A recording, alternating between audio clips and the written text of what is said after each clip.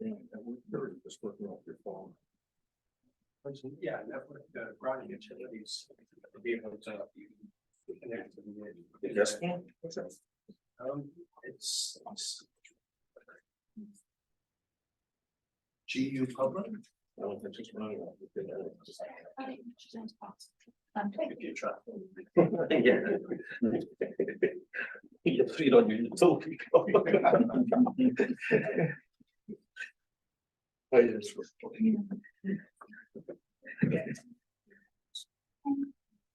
Everyone just remember with your mics to press them on for the table.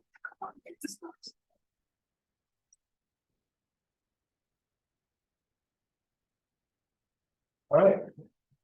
Good evening, everyone. I'm Paul Kunkelmuller. I'm Chair of the City of Groton Planning and Zoning Commission. I'd like to call our special meeting for Tuesday, December 12th, 2023 to order at 6:32 p.m. First item of business is roll call. So I am here, Ms. Bergeron is here, Mr. Boris is here, Mr. Rice is here, Mr. Rusk is here, and Mr. Streeter is here. Mr. Jenkins is not here. Next item is approval of minutes from the October 17th, 2023 Planning and Zoning Commission meeting. A motion to approve. So moved. Motion from Mr. Rusk, second by Mr. Boris. Does anybody have any changes, any discussion on the motion? All right, hearing none, all those in favor, please, of approving the minutes is moved, please say aye. Aye. Anyone opposed? Any abstentions? All right, the minutes are approved 6-0-0. All right, next item on the agenda is it's under public hearings, but it's site plan application number 497. This application is a site plan only, so there will be no public hearing for this. It's not the regulation.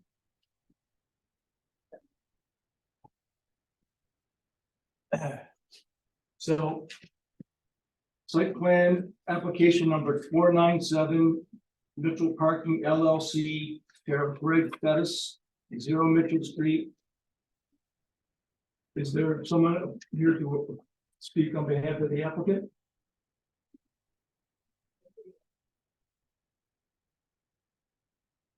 Not here. On Zoom, maybe.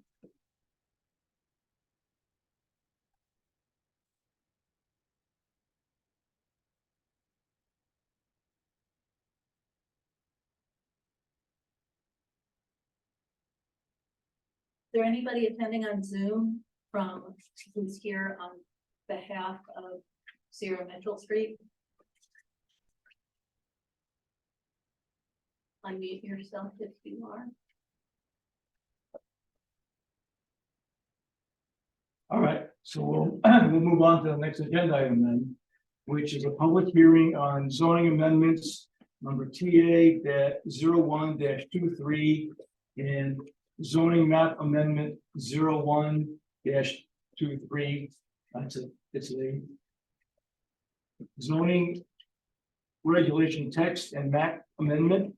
We're adding a new zone entitled general commercial residential zone.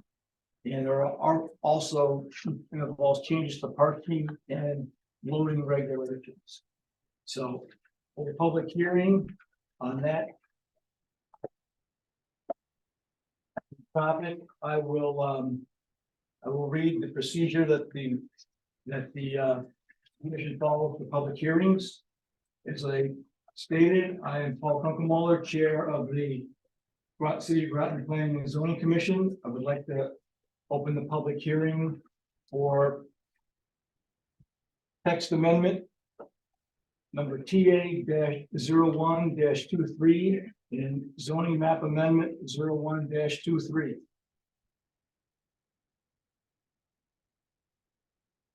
The purpose of this public hearing is for the commission to receive input from the applicant, proponents, and all interested parties or citizens who wish to comment on the aforementioned application. It is important to note that once this application was received by the commission, no member of the commission may comment on or discuss this application with any other member of the commission, the applicant or the applicant's agent, member of the public or interested party, except during the public hearing proceedings. Once the hearing is closed, commission members may only discuss this application with commission members during deliberations. This hearing is being recorded and meeting minutes are being documented.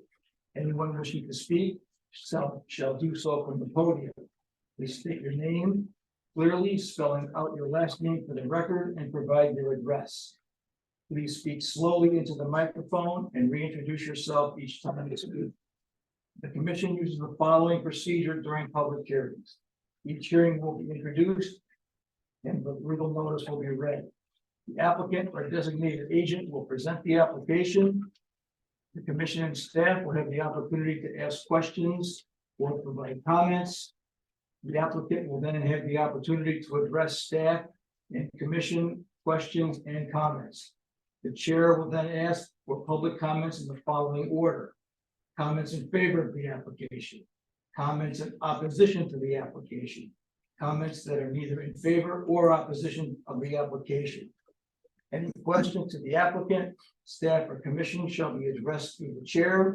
The chair will pose the question or questions to the appropriate party or parties. Please limit public comments to how the application does or does not comply with land use regulations and the plan of conservation and development. The applicant will then have the opportunity to address public comments and questions. The commission and staff will be provided further opportunity to ask additional questions and offer further comments. These may be directed to the applicant or a member of the public who previously commented or submitted information for the record. The applicant and members of the public will have one opportunity to respond to commission and staff questions or comments.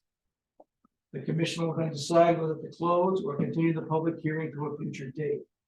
Once the hearing is closed, the commission is unable to hear additional comments or accept exhibits or correspondence in favor, opposition, or with a neutral position on the application. The commission will then deliberate on the application. Deliberations will occur during a meeting of the Planning and Zoning Commission. The deliberations will be posted in a meeting agenda, and the public is welcome to listen to the commission's discussions.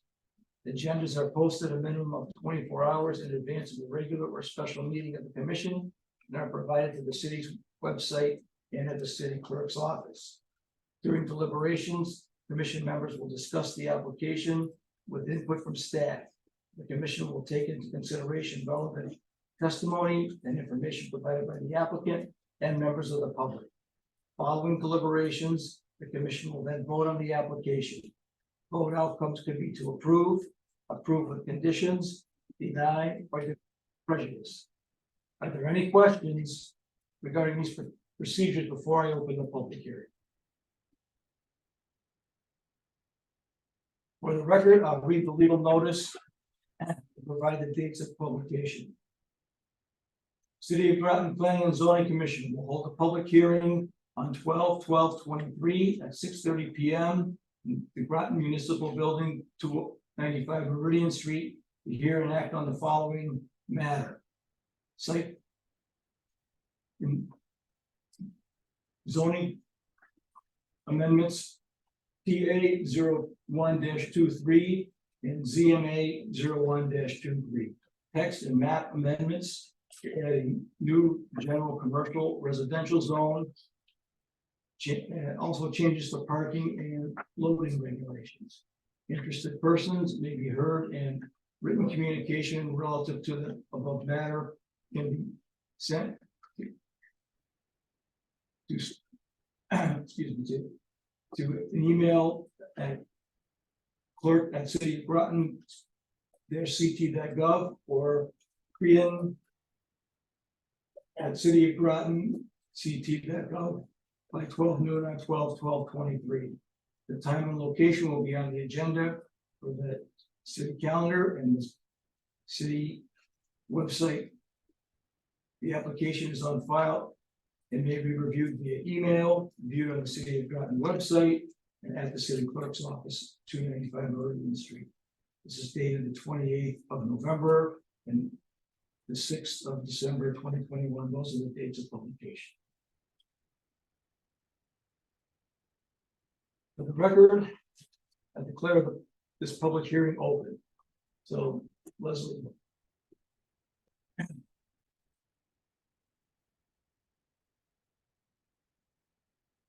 Yes.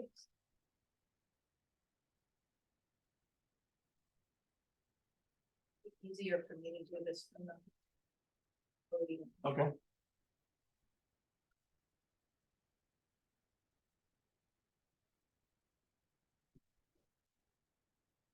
Good evening. Good evening. You all can hear that it's. Yeah, you're here. Sorry. Fine.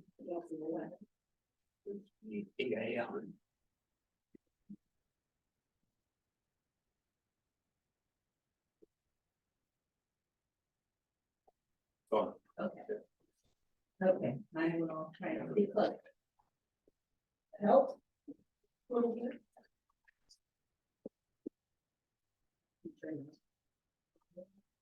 Maybe.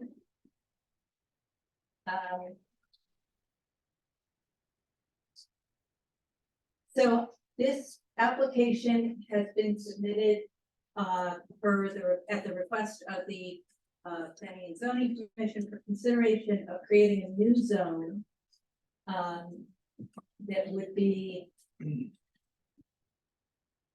take the place of the general commercial zone that is at the northernmost portion of the city. This does not affect any of the general commercial zone properties that are near Cumberland Farms, including Cumberland Farms. So we're not talking about the southern portion or the middle portion of the city. We're only talking about Northern Thames, Bridge Street, and North Street. That zone right now is zoned a general commercial zone, and the commission is considering changing that zone to allow for an increase in density of residential housing to meet both the needs of housing, and there's a great need for housing in the country. There's a great need for housing in the Northeast, and we all know that with the incoming employees for electric boat, that there'll be an increased need for electric boat employees to have housing.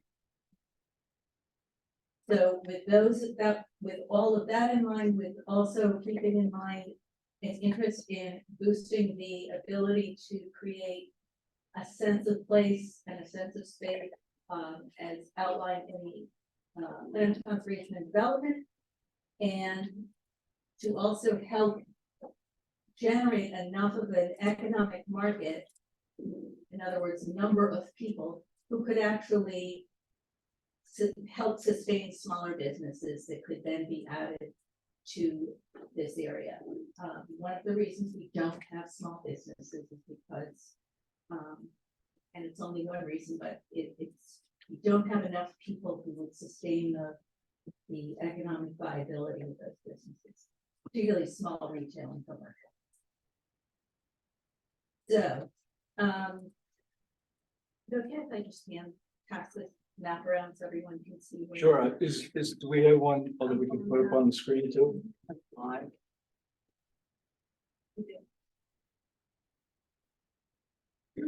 Want me to move? That'd be easier for. Let's see what it looks like right here, but. Page 25.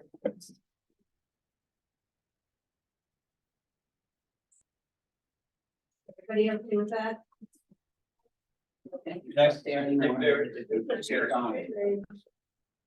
Okay, the street names are not on there. Also happy to answer any questions, but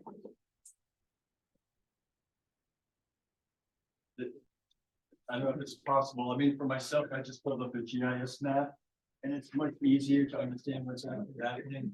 This is not a confusing, I think it's much. One works include, increasing the height of buildings. Yes. Well, do you mind if I make a suggestion to this, what she might tell the public, some of the details?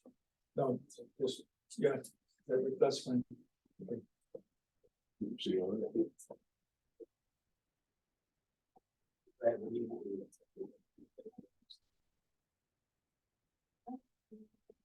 Here, can you? Yeah, A little. Yeah, if you just go to that, the map you just had. This one? Yeah, just zoom. blow it up a little bit. Yeah, there you go.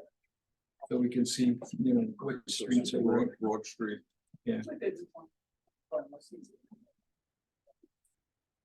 Okay. This is the area we're talking about. Just to give you one piece of information with this, there are only 3 single-family houses within, if you look at the red, we're like an upside down U, or an upside down up. There are only 3 single-family houses within that area. So that's, what street is that? 2 of them are on Broad, one at either end, and one of them is on Thames.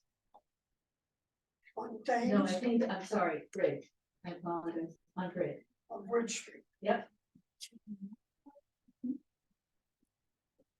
So you're saying the only thing, the only It- housing that's involved in this change is 3 single houses? No. I'm saying of all of the land that's involved, there are only 3 parcels that have single family houses on them.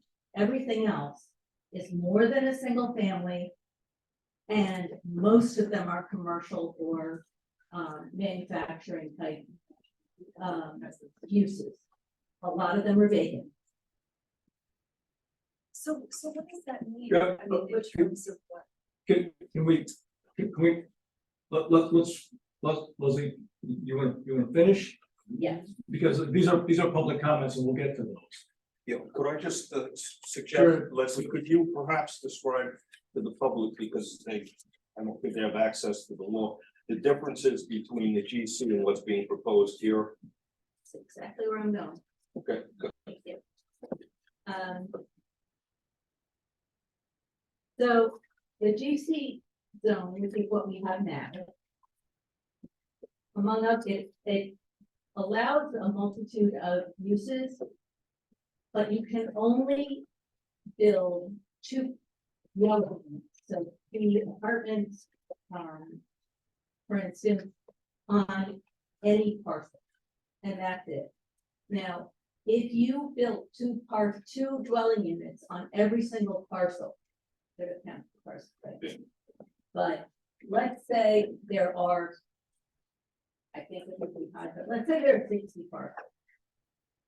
Okay, that would be adding 120 units. That would be if you added to every single parcel.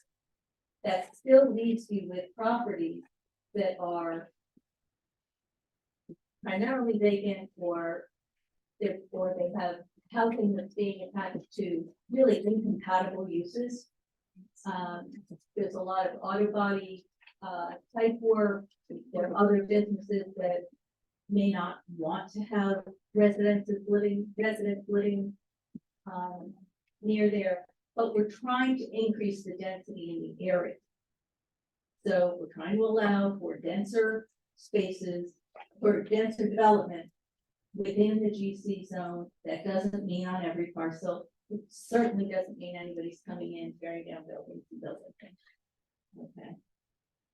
Anything that is being built or proposed would have to come to the commission one way or another for approval, whether it's by site plan or by special permit. Getting to the elephant in the room, the density and the 6 floors, the 6 stories, the maximum, what you have now, what you were, I think Sarah's going to print some more. You'll see a comparison of what is allowed now and what's being proposed. Now, what's being proposed doesn't mean this is what we say we want to have built. What it does is it describes the envelope, okay, in space of, that would contain what could be built. Doesn't mean that's what would be built. So for instance, if you wanted to go to, there's a minimum of 2 stories to keep with sort of the existing scale of the area. Most of the buildings are 2 stories. Then, so that's to keep with the existing scale of the area. And then it's to allow for growth up to a potential of 6 stories. If you are a developer and you want to develop a site and you wanted to go to 6 stories, anything 5 or 6 stories would have to come to the commission, would be a public hearing, just like tonight is, where there'd be a presentation by the developer of what the developer would want to do, and would allow for all the public comment. So that's for anything above 4 stories. Up to 4 stories, as long as it met with all of the other requirements, like the setback, how close to the street it is, does it have enough parking, does it meet what we're putting in as a new metric, which is the percentage of impervious surface. So you have a single acre parcel, and 80% the building can only take up a maximum of 60%. So already that's starting to shrink the amount of the size of that black box that you can fit a building in. Then looking at going to 80%, a total of 80% of impervious surface. So that includes the building coverage, that includes sidewalks, that includes driveways, that includes parking. So we're starting to look at what these metrics mean from not just how many parking spaces equal an apartment. We're looking at it from an environmental perspective in terms of the percentage of impervious surface. The state of Connecticut is looking for us to decrease our ability to decrease our metrics for how much paving we have. Okay, and we have an enormous amount of paving. You drive around the city and you drive straight into the parking lots of Pfizer or Electric Boat, and already that gives us more than most places have. So we need to be able to compensate for that.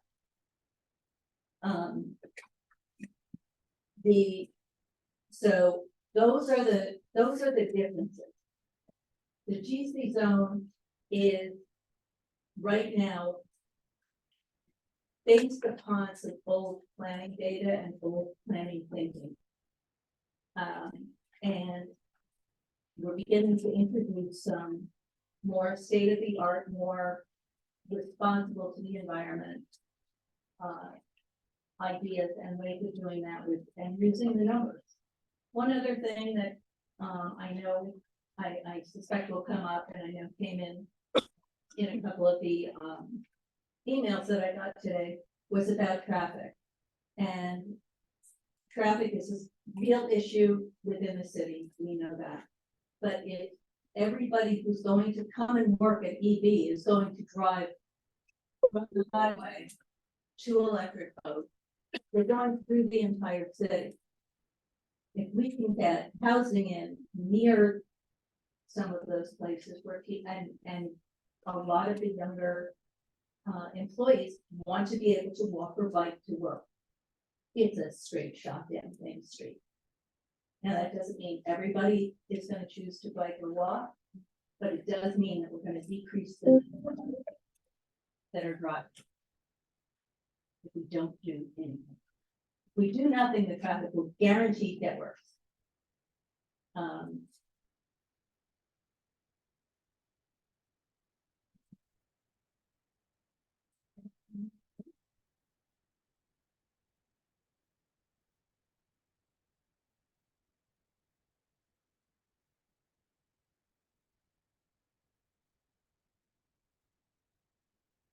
One more thing that's included in this application, well, 2 things.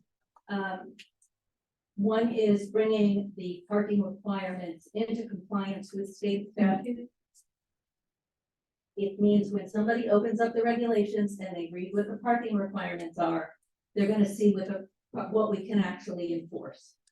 Our parking requirements right now are written different from what the state has, but it's the state's parking requirements that actually are enforceable, so that's kind of a cleanup issue. What's the difference? The difference is, the parking right now.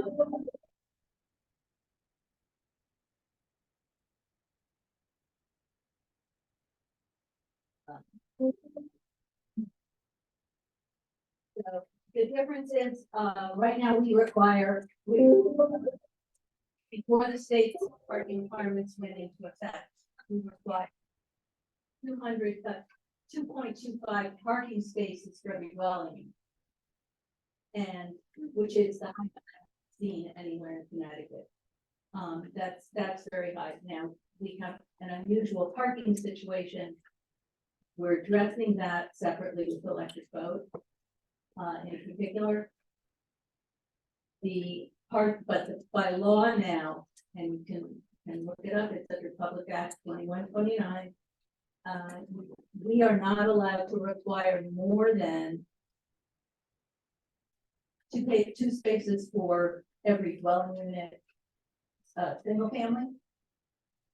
No more than one space for every studio or one bedroom apartment, and no more than two spaces for two or more bedrooms in an apartment.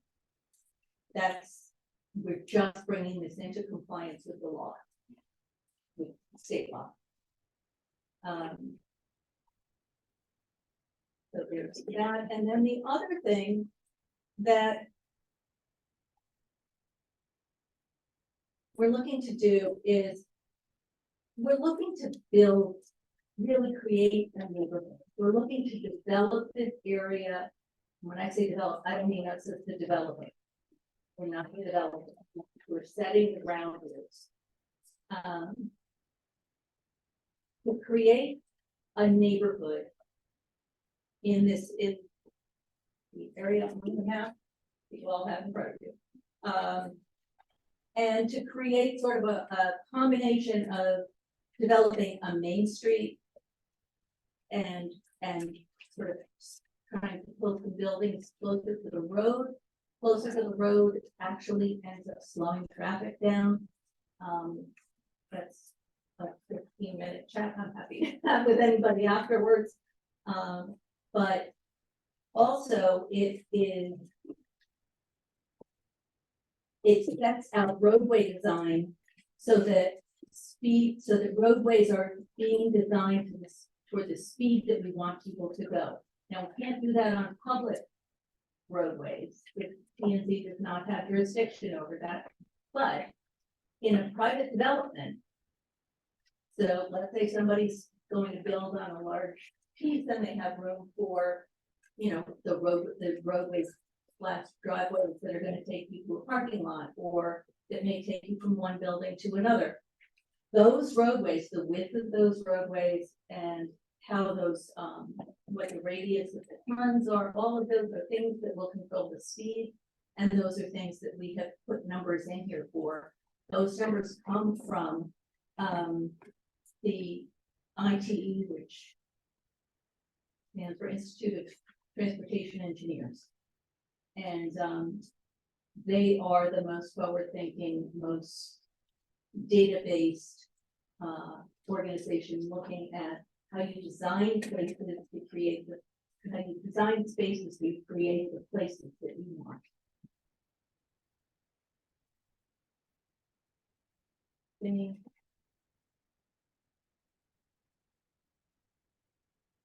That's it. All right, so other than that, actually most of the application is to do with parking. There are basically just a couple of text changes. And could you walk us through what those are?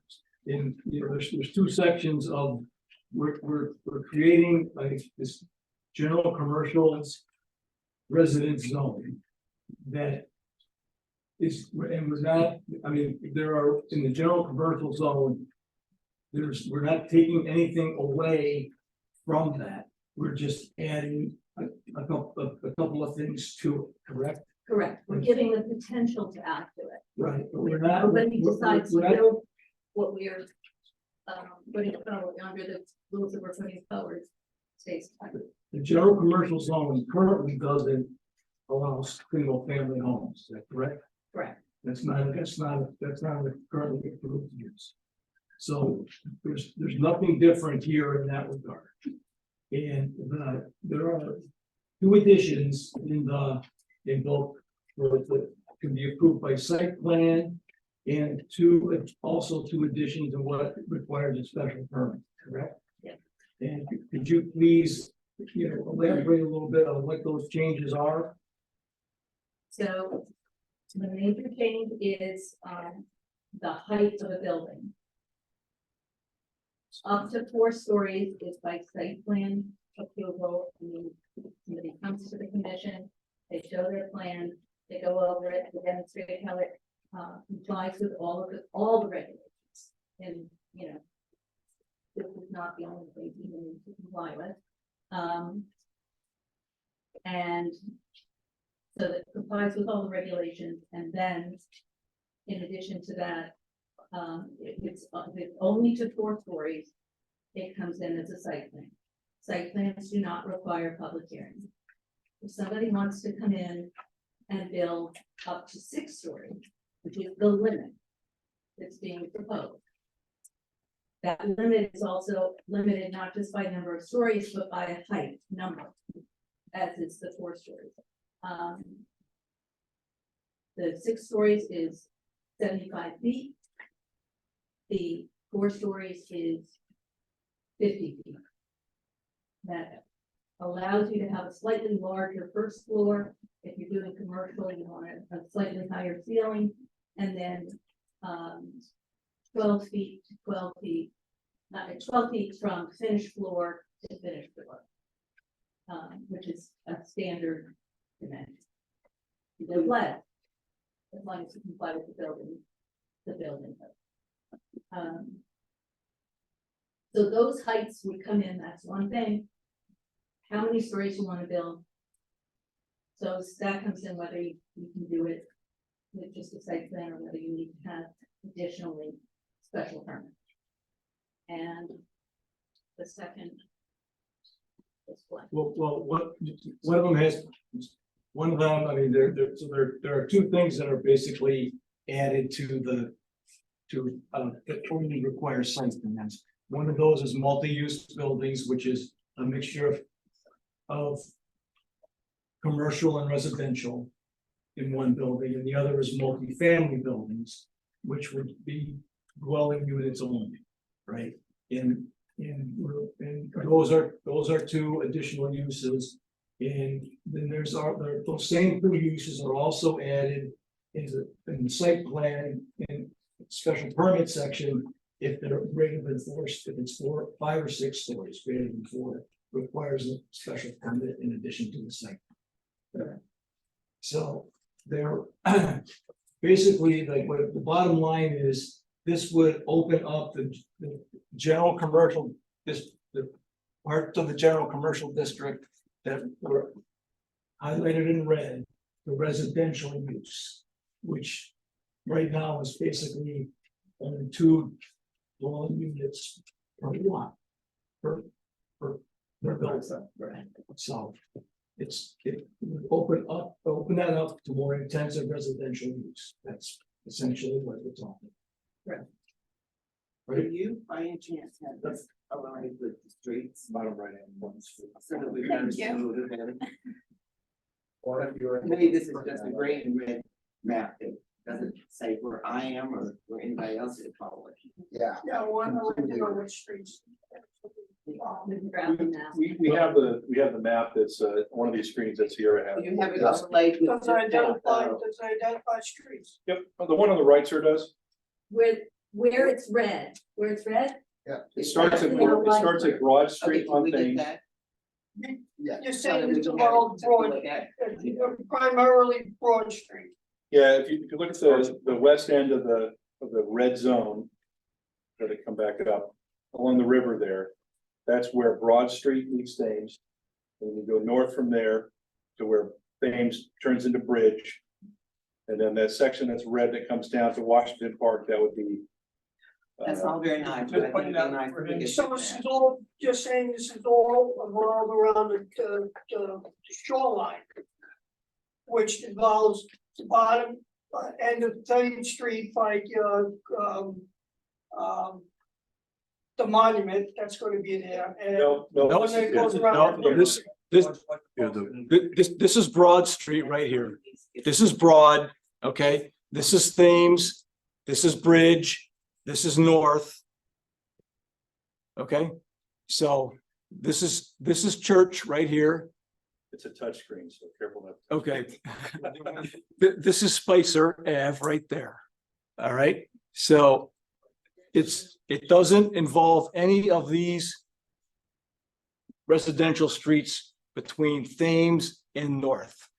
It does involve when people build there. So it's you're saying it's basically by the bridge. It's funny that. It's It's all along the bridge. it's along Bridge Street in this northern part of Thames and this part of North. Goes down to the Bailey House, so you're right. Yeah, okay, Right. Bailey House, but on the other side, you're talking about Washington Park on North. This is Washington Park right there. So the other one's up by North Street going up towards the bridge. That's right. North Street going up. Anybody want to see this? map? So then you're saying that It's that's definitely gonna has street involve on it. those houses that are there right We have now? a street. Are you gonna alter that structures right there? We don't alter any structures, okay? So We don't, the regulations don't alter any Where are structures. you getting the property How much we wasn't in it. to propose this change? Well, we're not acquiring any property. The city's not acquiring any property as part of this. So why are you proposing this change if you don't have a place that you're going to build? So a property owner could build this, something like this, if they wanted to. So if somebody wants to put a high rise on their property, they can do it. That's what you're saying. No, what we're Well, saying, what's a 6-story building? okay. So, That's a, so someone could put a 6-story building on their property, but they would need a special permit from Planning and Zoning Commission to do that. And what would cause you to this? what is the intention of a 6-story building? To make more room for residentials, To for cater people to live. EV.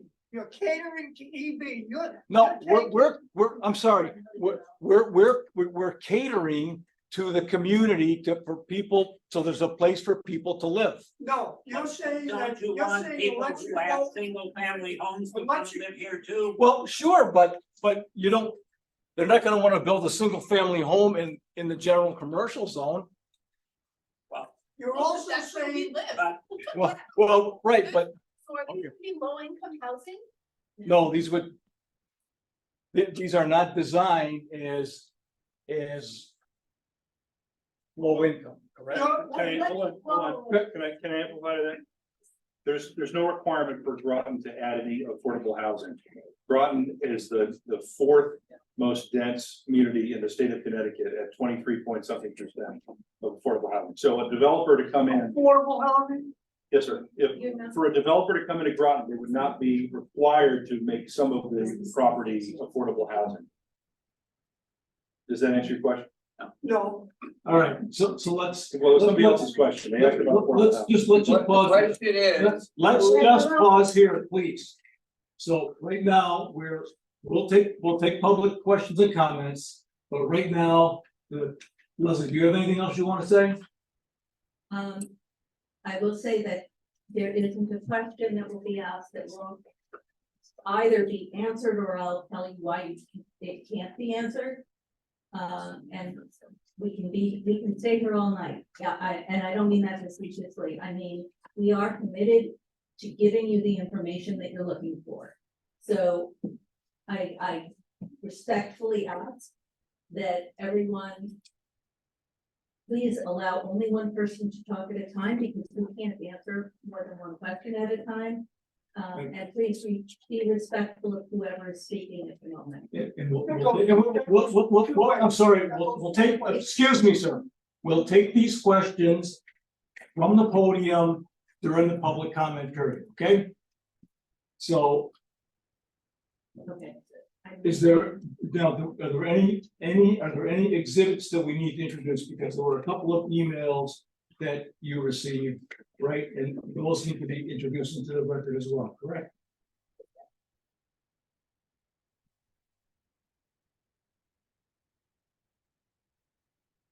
So I received a letter from Paul Duarte. Duarte. Thank you. I received an email today from Patricia and Frederick Brune with questions that will be answered during the public portion. Thank you. Yes. So, yeah. And Molly Ziegler. And Dan Del Grosso.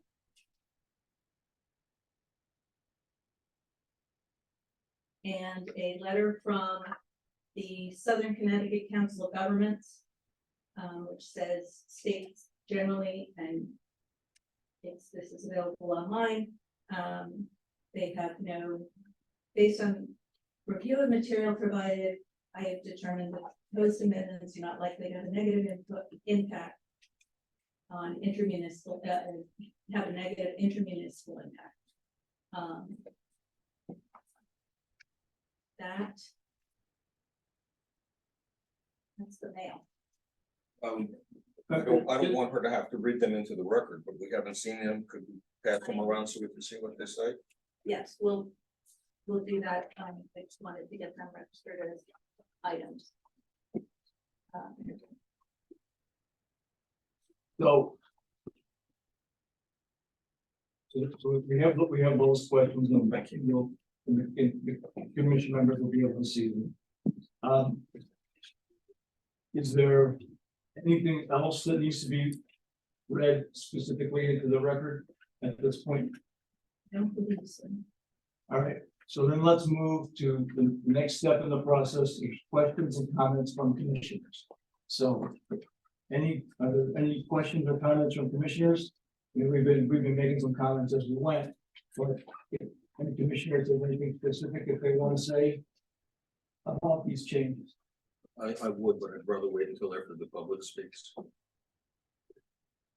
why don't you just tell us what you want to say right now? Okay.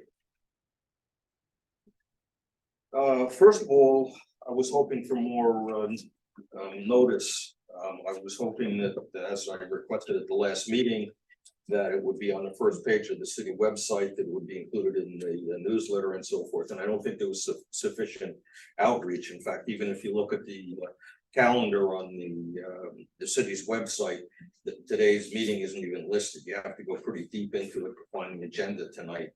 So I am suggesting that we certainly take the comments from all the people tonight, but I think it should be subsequently adjourned so that there can be more notice, so we can get the more input from the public.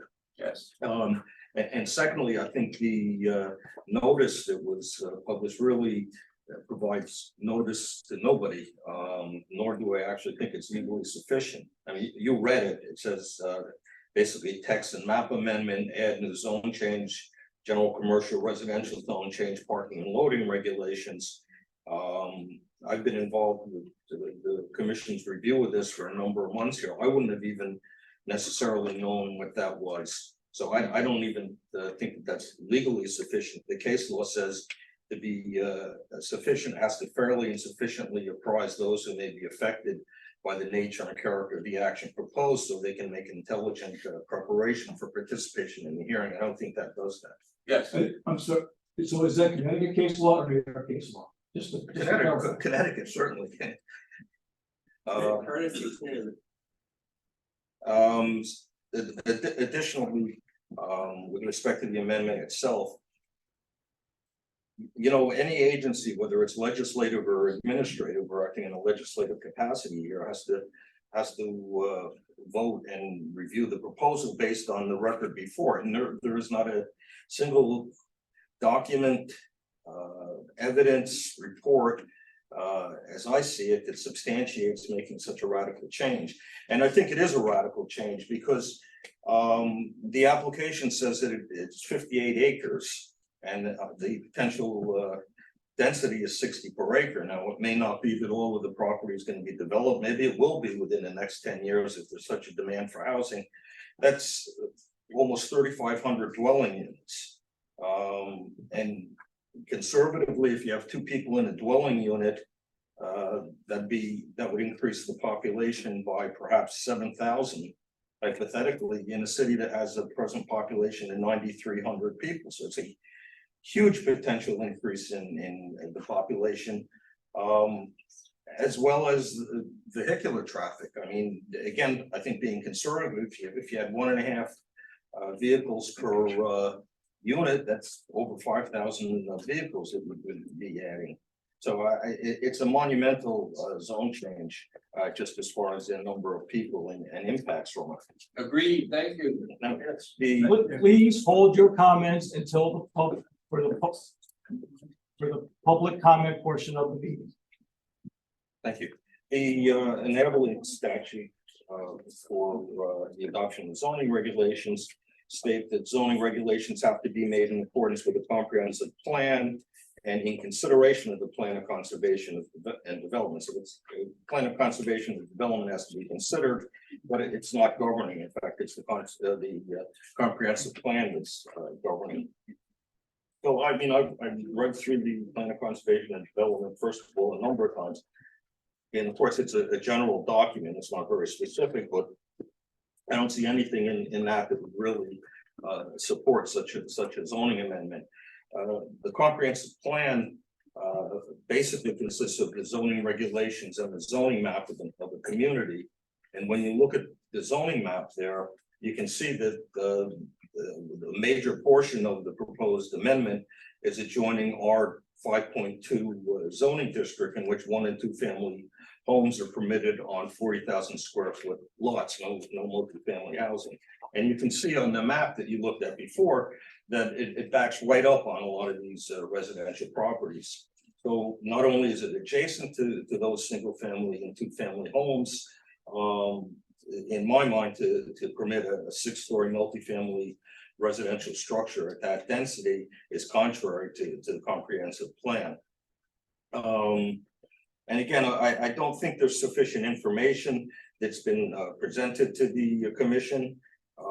There's no information about the existing housing stock, and as you just mentioned, there's a lot of multifamily housing opportunities in the city.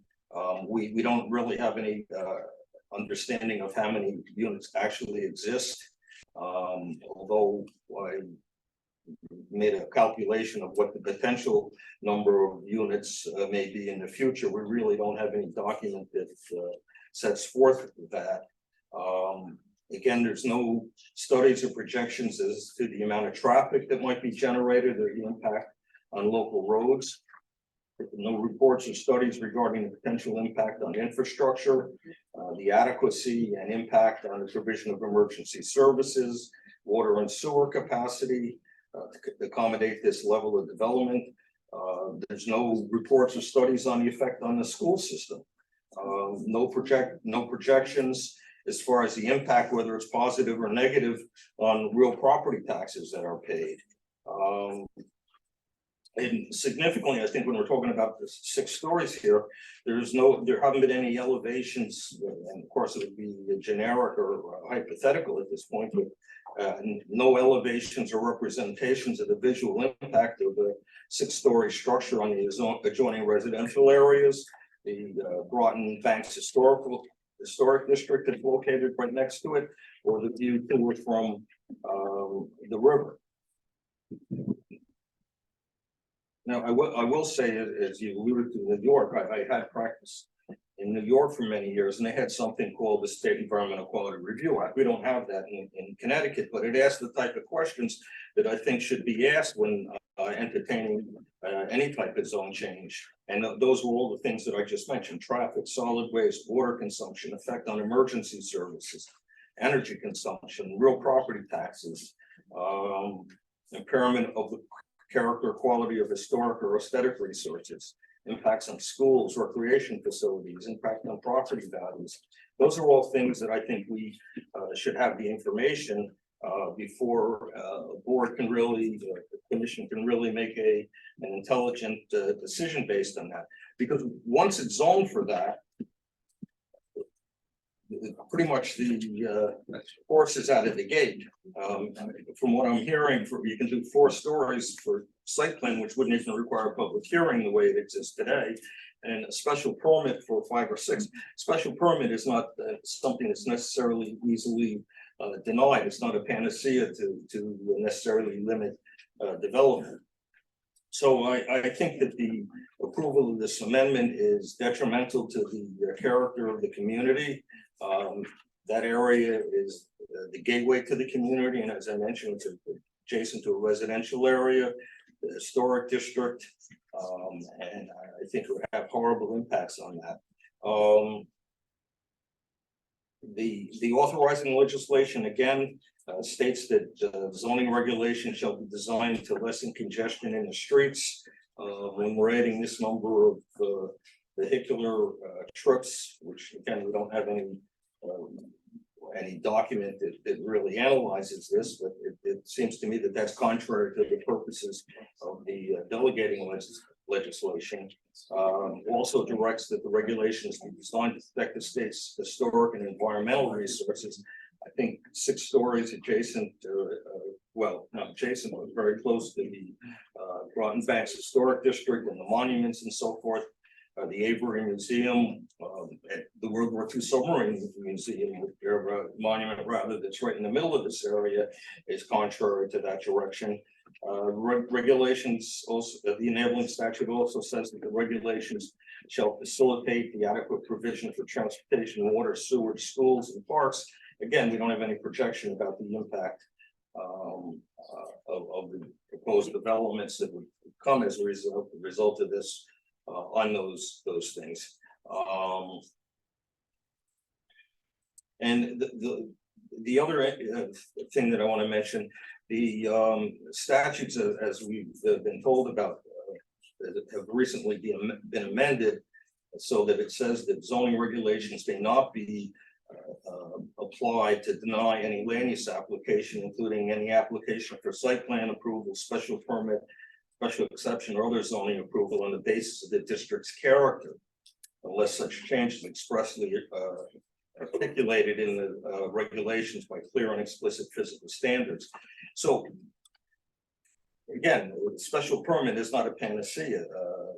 You can't deny an application for a special permit unless you have very firm evidence to begin with, but in particular, you can't deny it based on the it being out of character with the area, which in my mind is kind of the underlying basis for zoning in the first place. We have 2 other amendments coming up that are going to be considered because we have to comply with the state statutes. I don't refer to that, but I don't think it's appropriate for us really to entertain any zone change amendment of any magnitude until the zoning regulations are amended so that we can consider within the parameters of the statute the effect on the character of the district or area. So, you know, in closing, I think that whatever development arises because of this amendment is going to affect the city and the quality of life for generations, and I think it's going to affect it deleteriously. Again, I don't see any justification in the record for the amendment, and I think as a result, it's insufficiently supported. I think it's ill-advised, and I think it's detrimental to the character of the city.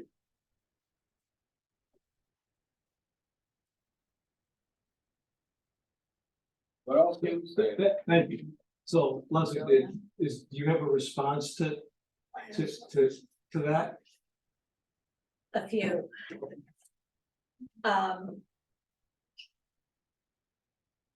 Things are different here in Connecticut, our laws are different here, the way we do zoning is different here. We need to comply with those laws, whether we like them or not, we need to comply with those. That is what we are required to do, that is the oath that you take when you become commissioners. So, If I may, excuse me. I'm not suggesting that you comply with anything other than Connecticut law. I am, the analogy to the State Environmental Quality Review Act in New York was solely to make the point that this is the type of information that when one considers any type of zoning amendment, I would think it's implicit and important to know that information. Of course, you're only gonna follow Connecticut law.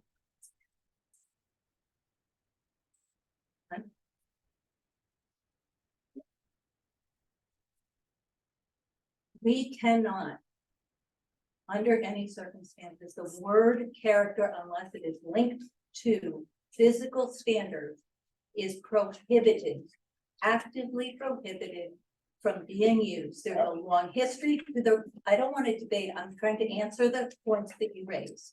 And I'm happy to just answer each one as you can. If you I'm can. actually not happy with that. So to the chairman.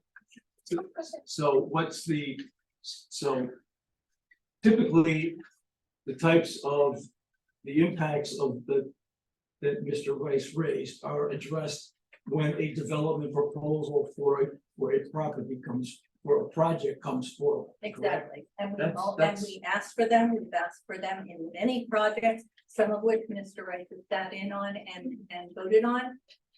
When we have large projects and it's a specific development project on a specific site with a specific intent to be built. That's when we get traffic reports, that's when we get, the, referrals from GU for all of the different utilities. I can tell you that we have our initial response forms from the fire department saying that they have no comment at this time, no objection. GU Water has received their proposed amendments and determined they have no impact on their system.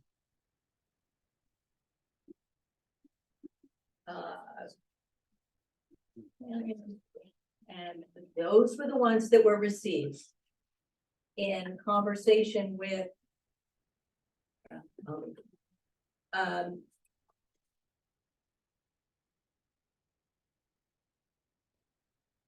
there's a difference between what this application is to create the parameters under which we would consider development in this area. It doesn't mean that it gets passed. It doesn't mean that it doesn't get amended. It doesn't mean that it doesn't get tweaked and it doesn't mean that it doesn't get pulled by a developer, but it may also mean that it gets built. Everybody buys their home, everybody buys their home, everybody buys their land, their building, wherever, whatever they're purchasing. If you don't want something built, then you can figure out how to own that other piece that you don't want built on.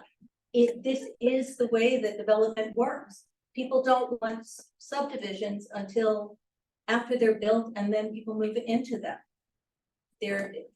These are the things that are what we need to comply with in terms of the law. Further, we are not allowed to consider the impact on school. We are not allowed to consider the impact on taxes.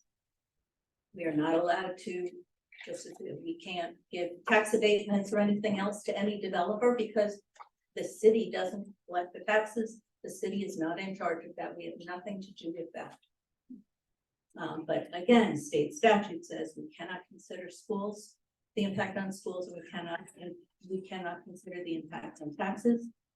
What we can consider is what would the impact of a new construction with new sidewalks and somebody looking again at how a street functions.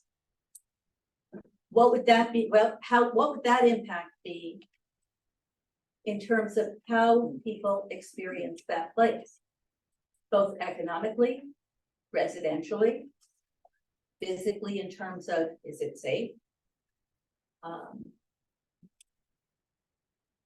In terms of no evidence, no report. We rely on the POCD for guidance. If we were to rely strictly on the zoning regulations and the map as the comprehensive plan for guidance, nothing would ever change. And we wouldn't need any parking places because no one would be allowed to bring any cars into. And I don't mean that to be flip. I'm saying that's not what it's not a correct interpretation of what a comprehensive plan is as the guiding document. As far as notice goes, our notice is compliant with the law. It absolutely is compliant with the law, and if I don't know what else to say, it was published in the paper appropriately, and It directs people where they can go and find the actual Absolutely. changes, correct? Yes. That's how it works. we've done others of these, you do it similarly each time. Right. So are there any other questions or comments from commissioners at this point? Can I just clarify one thing? Sure, go ahead. Thank you. Just, first of all, I wasn't suggesting that you consider neighborhood character. Now I was suggesting that the law should be amended to the extent that we can under the enabling statute in the future, because I think that gives the planning commission significant discretion where it may not have it in certain instances. Well, I'm sorry, which law should be amended? The state statute? No, 8.2, as I read, the statute says that you can't consider a district's character unless such character is expressly articulated in such regulations by clear and explicit physical standards for site work and structure. So what I was suggesting was, to the extent that we have the ability to amend our zoning regulations to comply with that, I think we should do that. At least that's my suggestion. I stand by what I said before. Leslie has her view. I'm basing this on many years of land use experience, and my point, certainly when somebody comes in with a specific application, there's a lot of documentation and evidence that's going to be required. My point is, well, first of all, if you zone it, you're going to get people coming to do it, and once it's zoned for a particular use, the horse is pretty much out of the gate. All you're going to deal with is details at that point to a great extent. And my suggestion when I went over sewer and water and so forth is that all of those things should at least be viewed generically at this point in time, so you have some understanding of the implications of the zoning amendment that you're considering. Otherwise, you're just doing it in the void, and whatever comes, and I don't think that's the way we should be handling it. Thank you. So, Leslie, did you have something else you wanted to say? Go ahead. You look like you wanted to say something about that. Sue, did you want to say something? No, I think you already addressed the utility issue and the sewer issue. Yeah, we send out Yeah. requests for comment to all of them. I'll read you the list of who we sent it to. We sent it to the building department. Things obviously come to the planning department, public works, police department, fire department, Ledgelight Health District, utilities, electric, utilities, water, and utilities sewer. When you submitted that, did you list the number of possible people moving into the area? What was the end that you? They used? get the same application that we get.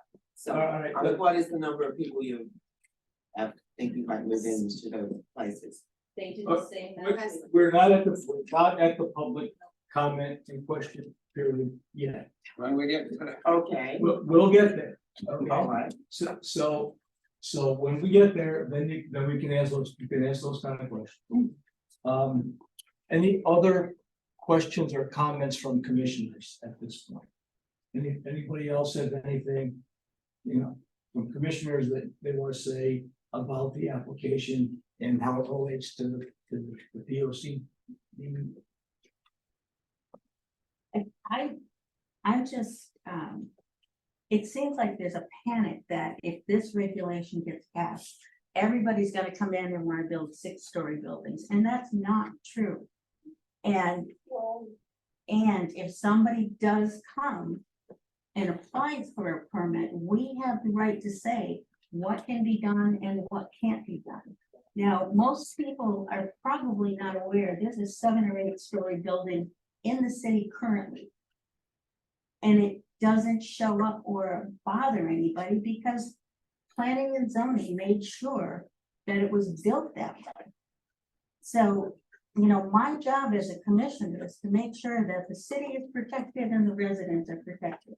And that's what we try to do.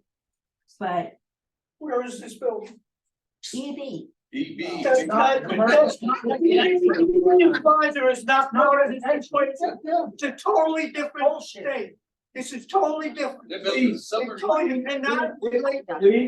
please, you can make your comments during the public comment. Well, let's get on to it. Other questions or comments of commissioners? Anybody else have anything that they want to say at this point? Mr. Streeter, anything from you? That's what the public hearing is for, and I'd rather hear what the public has to say before I make any comments. All right, Mr. Boris? Mr. Russ? Yeah, just to clarify the process, the commission has spent, I would say, several months at this point, chipping away at trying to update the language of the regulations. And this is a proposed amendment to alter some things, to take some steps in a certain direction. And the purpose of this hearing is to hear feedback, and then for the commission to mull on that feedback and make a decision based on the feedback. And as Leslie suggested at the beginning, there are multiple directions that could go. It could go that some of the specific details of the amendment are changed and then represented to the public. So just understand that everybody before you on this side are unpaid public servants attempting to do what's right by the city and using the best information that we have available to us in terms of best practices around the state, the general statutes that put us in certain boxes and limit the powers that we do have or don't have. And so I would ask that you just consider that that's why you're here, is for us to hear what you have to say about this, so that we can make an educated decision about the proposal that's in front of us. Okay, it's not a foregone conclusion, and it is made with the best of intentions. Excuse me. Can I say something? Hold on. No, It has nothing- no, you have to wait for the public comment. We're almost there. We're almost there. You're almost there. We're and then almost you there. can ask all your questions and make all your. Almost there. So the only thing that I would add at this point is that there have been numerous studies, there's been numerous input generated from the public about what are the priorities for the city going forward. And at the top of the list is always revitalizing Thames Street, right? That's what everybody wants to do. And this is a way to enable that, because you need people who are living in the area in order for that to happen. So that's the thing that could certainly occur if we make these kind of changes. Okay, so that's, but that's a long running desire of the community. So we're trying to support that by making changes like this. Anybody else, anything else anybody on the commission wants to say? If not, I'll open it to public comments in favor of the application. So is there anybody from the public in the room or on the Zoom call who wants to speak in favor of the application? Is it not possible to have a discussion first? We need to go right to voting. We're not voting on A any. right to acceptance of whatever We're just, we're asking, I'm sorry, Listen we're to up me, just. let me finish. I apologize for being rude. I just need to understand this, and I think that's what everybody here needs to do. They need to understand how it affects their house, where they're living, and what you base the numbers of saying the fire department says it's okay. They wouldn't say it's okay unless they knew how many people were coming, or how many buildings were. Sorry to interrupt you, ma'am, I but- think they just need to Well, understand. the questions that you're asking are actually the sort of questions that you would ask when you take your turn at the podium for a public comment. You're just allowing me. No, I'm not. So we're not disallowing anything. We're just talking, we're just talking about Let's the go. time, Just go. okay? So if just be patient and we'll get there. I think we're So, very patient. so I read the procedure when the public hearing started. And nobody objected to that at the time. So the way we do this is first public comments in favor of the application. So if there's anybody who wants to speak in favor, now is their chance. So is there anybody in this room who wants to do that? No. Sierra, Okay. I would. Is there anybody on the Zoom call who would like to do that? I'm sorry. Be careful. Be good. Do you want to speak in favor of the application? More or less. Okay, so your name and your address, please. My name is Ann Doyle and I live at 94 Smith Street, which is up by the monument. I'm not right down on Thames Street. I'm not directly abutting any of these, this proposed, change. I am in favor of,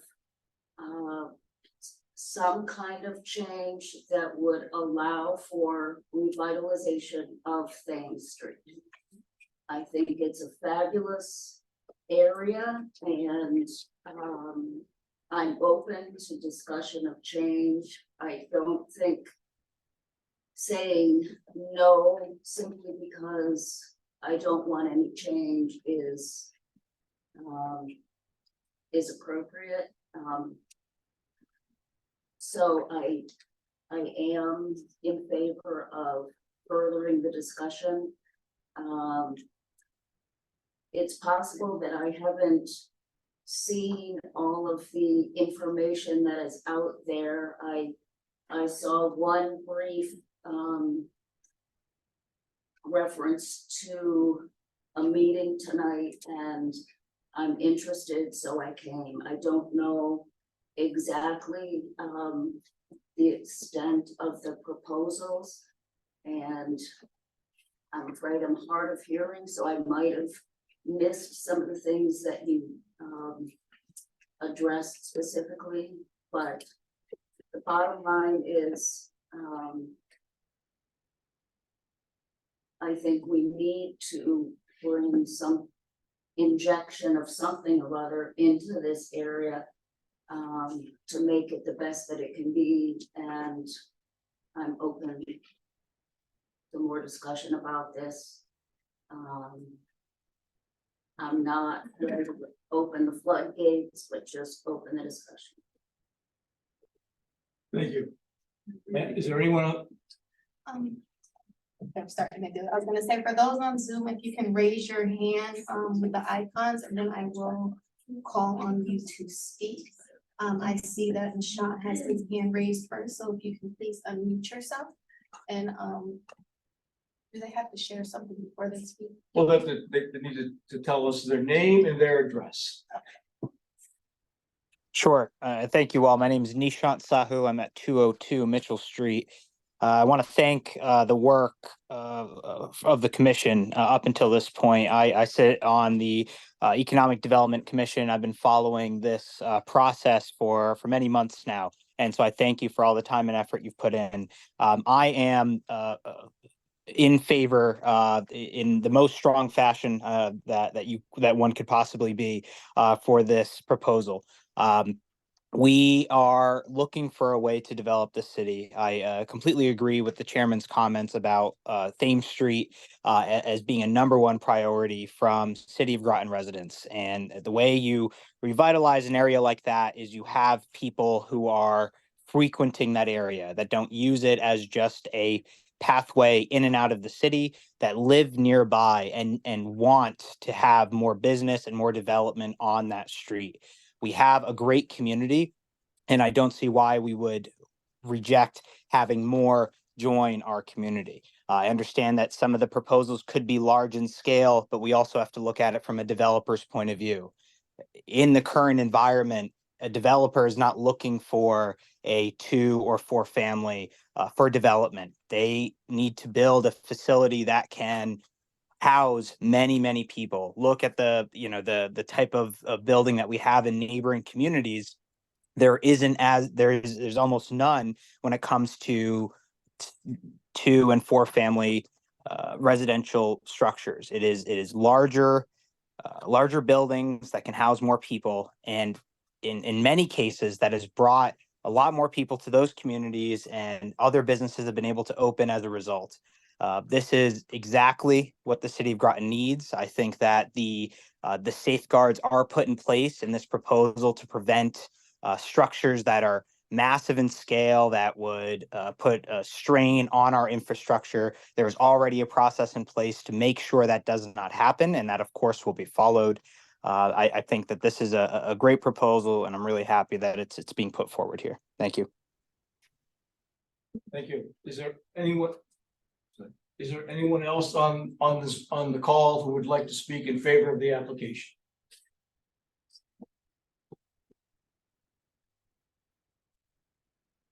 All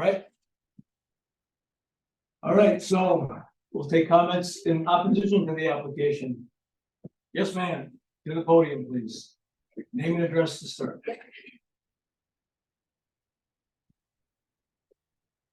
Helen Taylor, 45 Ramsdale Street. Like Ann, I can't say I'm 100% one way or the other, but my biggest question is, can this development be done under the current zoning laws It cannot. because of the parking? No, because of the current zoning laws only allow 2.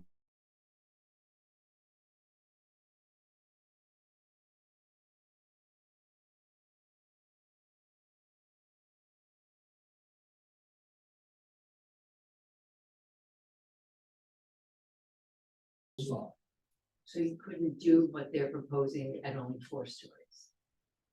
No, no, because you have to have 4 stories of, you have basically a 4-story building with offices that would only have 2 dwelling units in it. So then this is saying, with this change, we have to have 6-story buildings. No, what this is saying is the current regulations for the general commercial zone only allow 2 dwelling units per building. So this would allow more dense, okay? This would allow more dense population at any number of stories, up to 6. Right, it would allow, it opens the general, would open the general commercial zone to more intensive residential development than is currently allowed there. That is what it does. Well, I really, we need something. I was on the planning of the POCD 1 or 2 times, and there's so much stuff that still hasn't been done. And every time we start, it's Thames Street, and Thames Street, you know, other than the infrastructure that was done a few years ago on the street, there has not been a whole lot of change, and we've got to do something to make that change. Anyway, that's that. Thank you. Thank you. The next, yes, sir.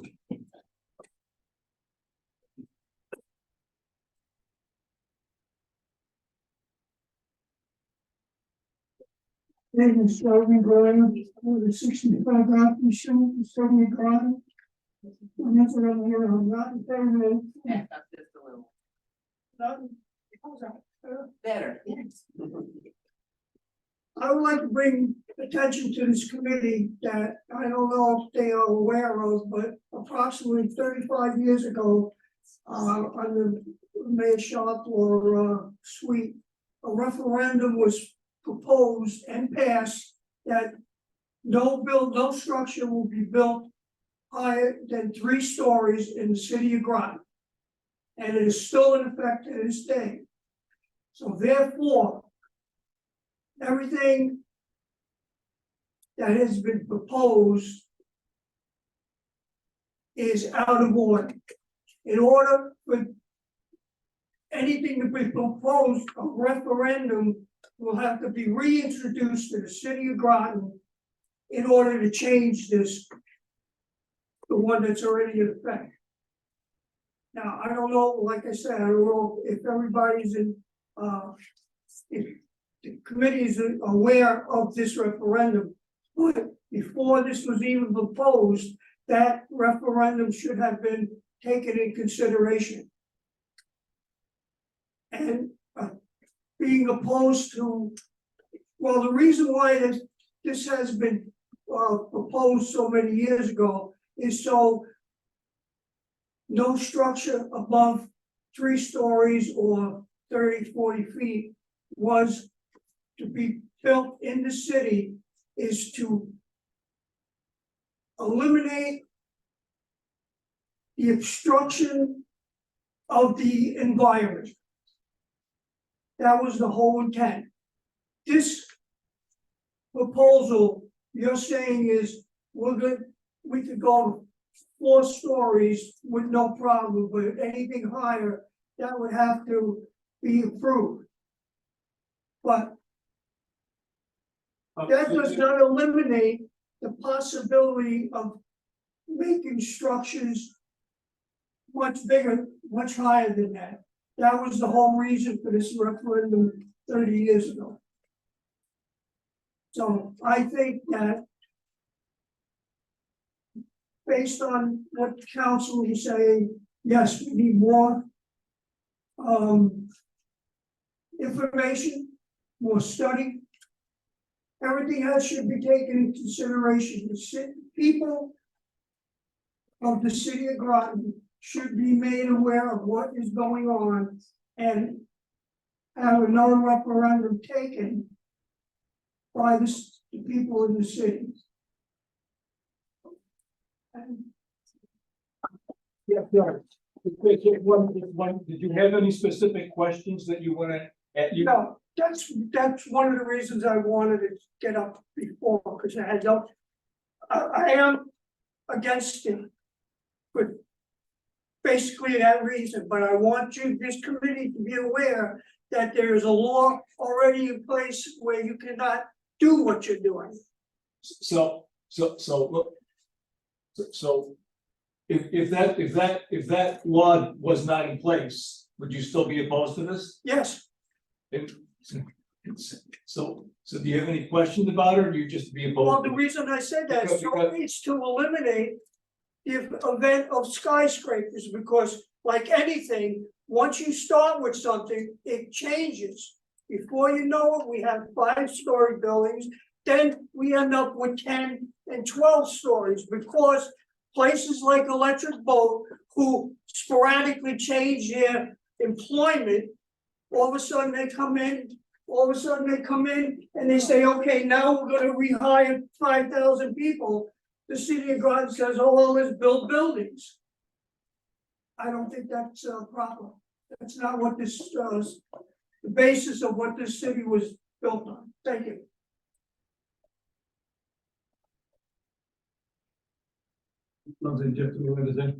Yeah, we spoke a few weeks ago. Excuse me? You and I spoke a few weeks ago. And I asked you if you had a copy of that. And we did look through our records. And we have not been able to find it. Well, I discussed this with To the podium, please. when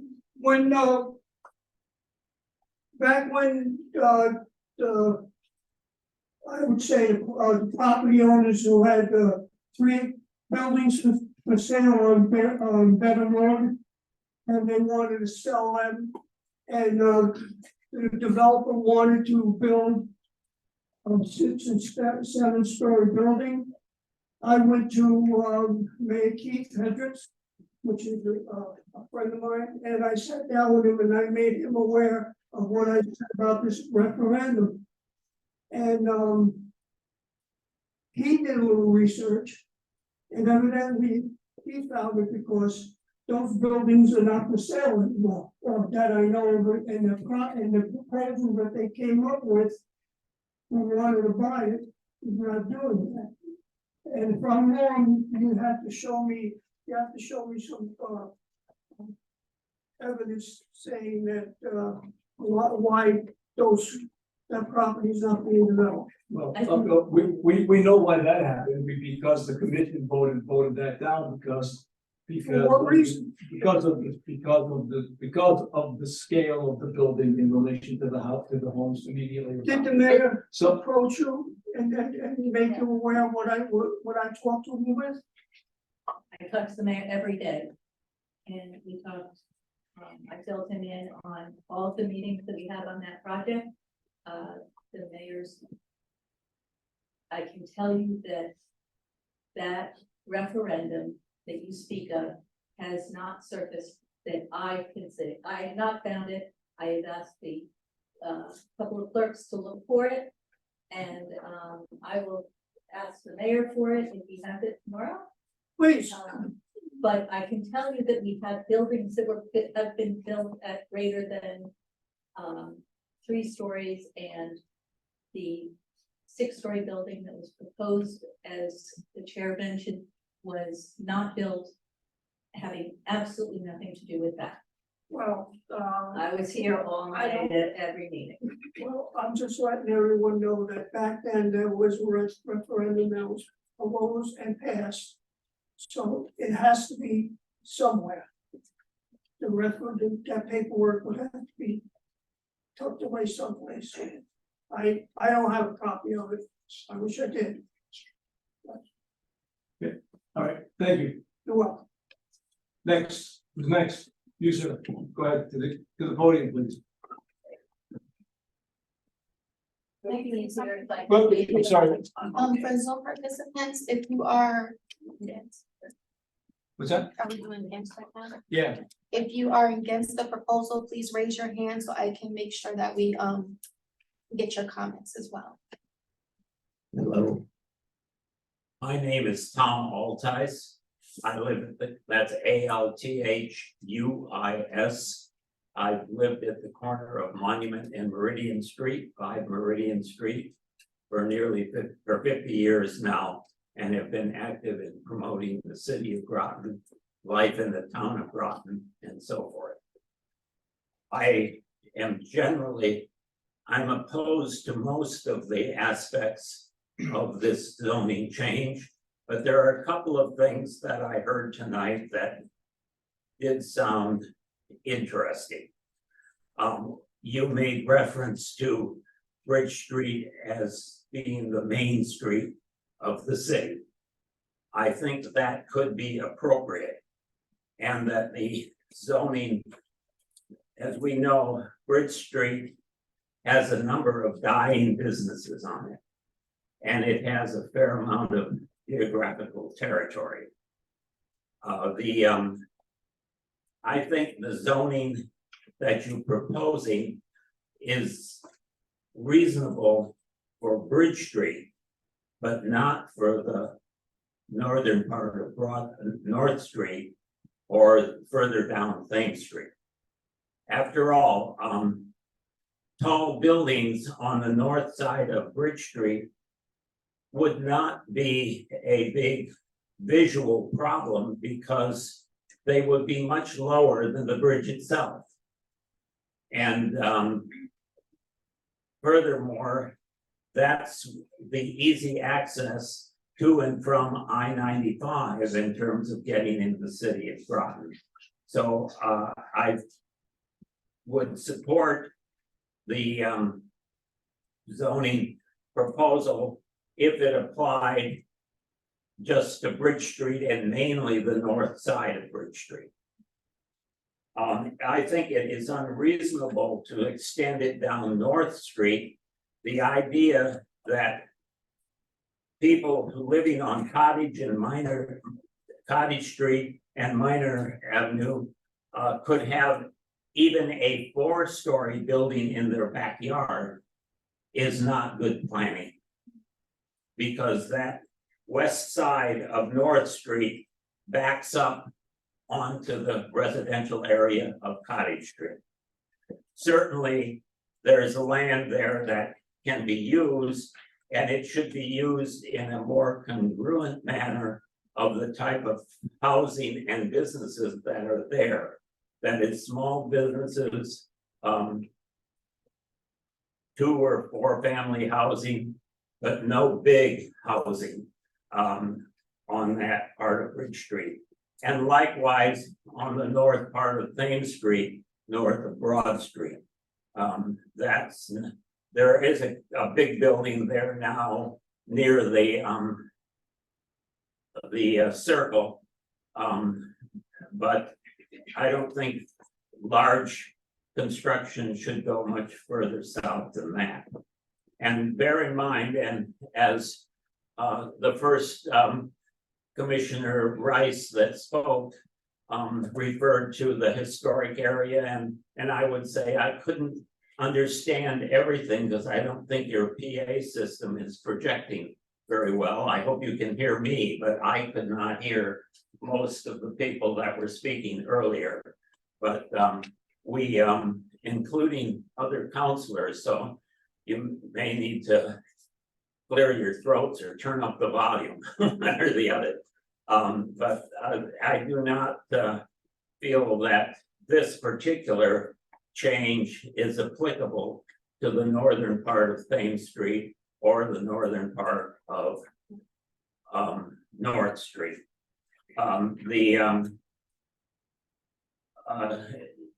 It is applicable though to Bridge Street because most of what's there is already business. There are a few, on the south side, there are a couple of houses, but they're way up the hill. So they're from an elevation point of view, they're separated from the business traffic and so forth.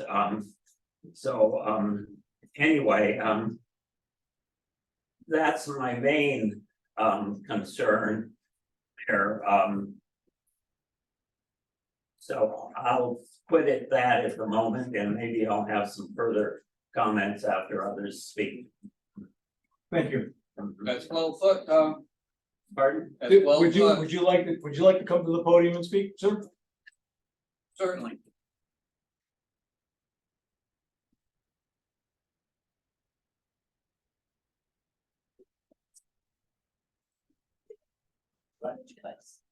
Sit back. Just sit your butt down, Tom.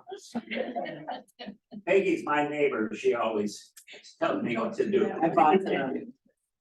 She's also a very good cook. That's why I tolerate it. All right. Thanks. Can we stick to the subject at hand, please? Yes, sir. Frank Name and address. I'm sorry. Greg Spakowski, 60 Ramsdale Street in Groton. Did you say the last name, please? Spakoski.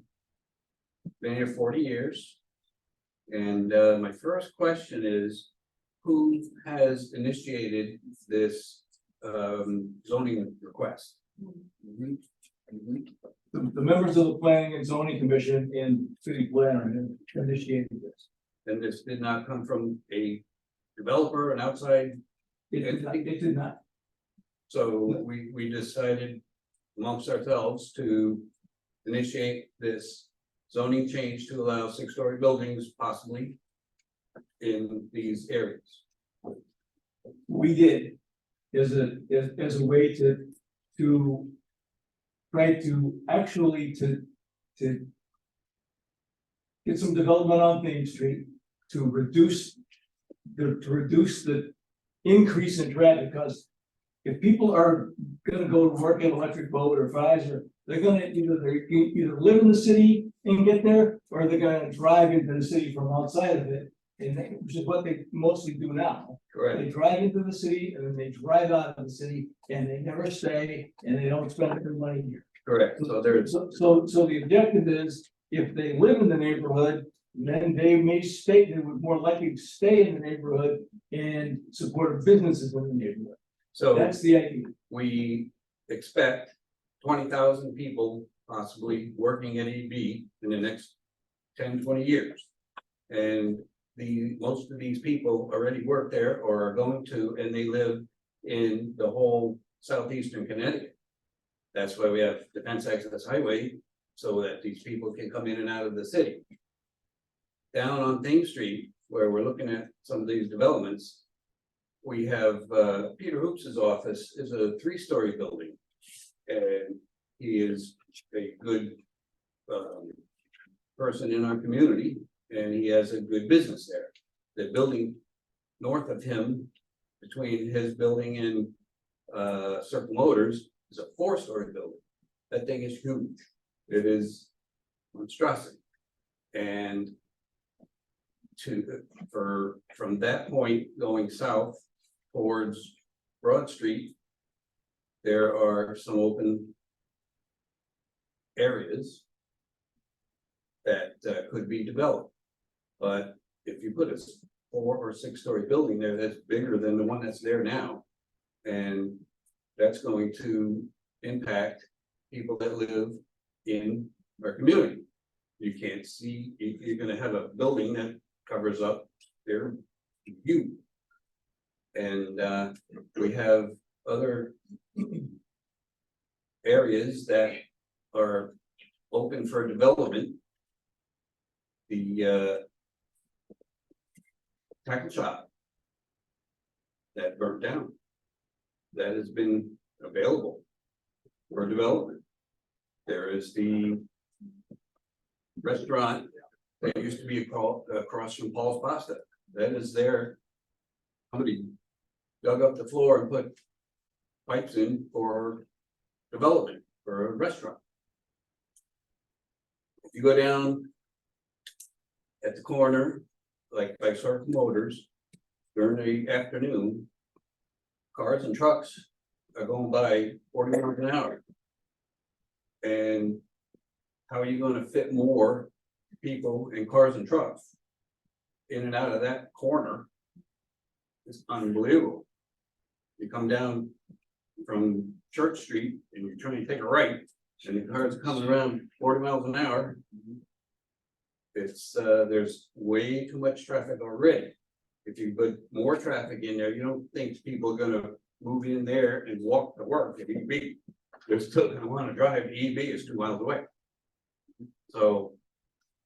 But you're gonna get that traffic either way, right? It's there now. Well. Why put more? Well, you're gonna get more, because as EB adds jobs, you're gonna get more. People are gonna go to work there. It's either, the question is, can some of them live in Groton, or do they all have the community? There are lots of, Which is the current. there are lots of empty, vacant and developmental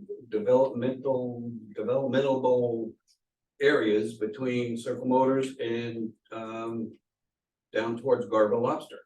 There's a lot of vacant areas that could be developed in a nice 2-family. Make space, don't put a 50-person, 50-unit complex in there. So my first question was, who decided to initiate this development of possible 4 to 6-story buildings in front of everybody's view? So your objection is the view, correct? No, my objection mostly is the traffic. And the amount of development that is not necessarily congested, and put as many units as possible in there for some developer to make money. Why can't it be mixed use, small use, and something that works with how we're supposed to make City of Groton, and especially Thames Street, more attractive? And we're never gonna be mystic, but let's not go opposite of that. Well, we were already the opposite. Well, again, And on a couple of things. First, no, but Can I I decide, just please wait. Leslie, did you have something you wanted to say? I do wanna, I. They were relevant. Please, please. Please.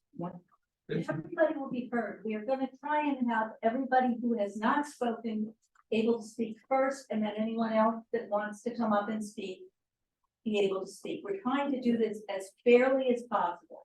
Okay, and I would like to respond to your question in the interest of fairness and in the interest of transparency.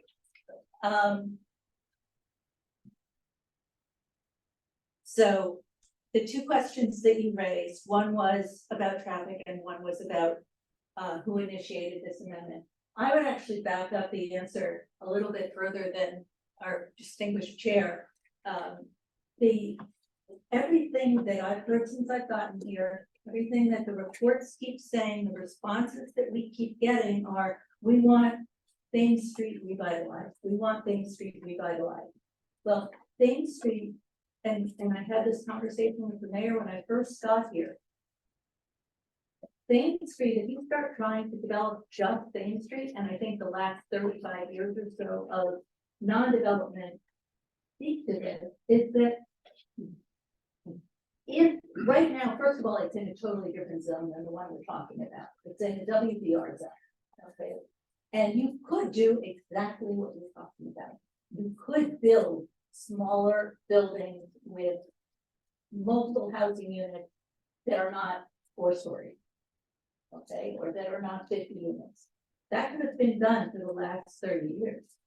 No one's done it, and there's a reason for that.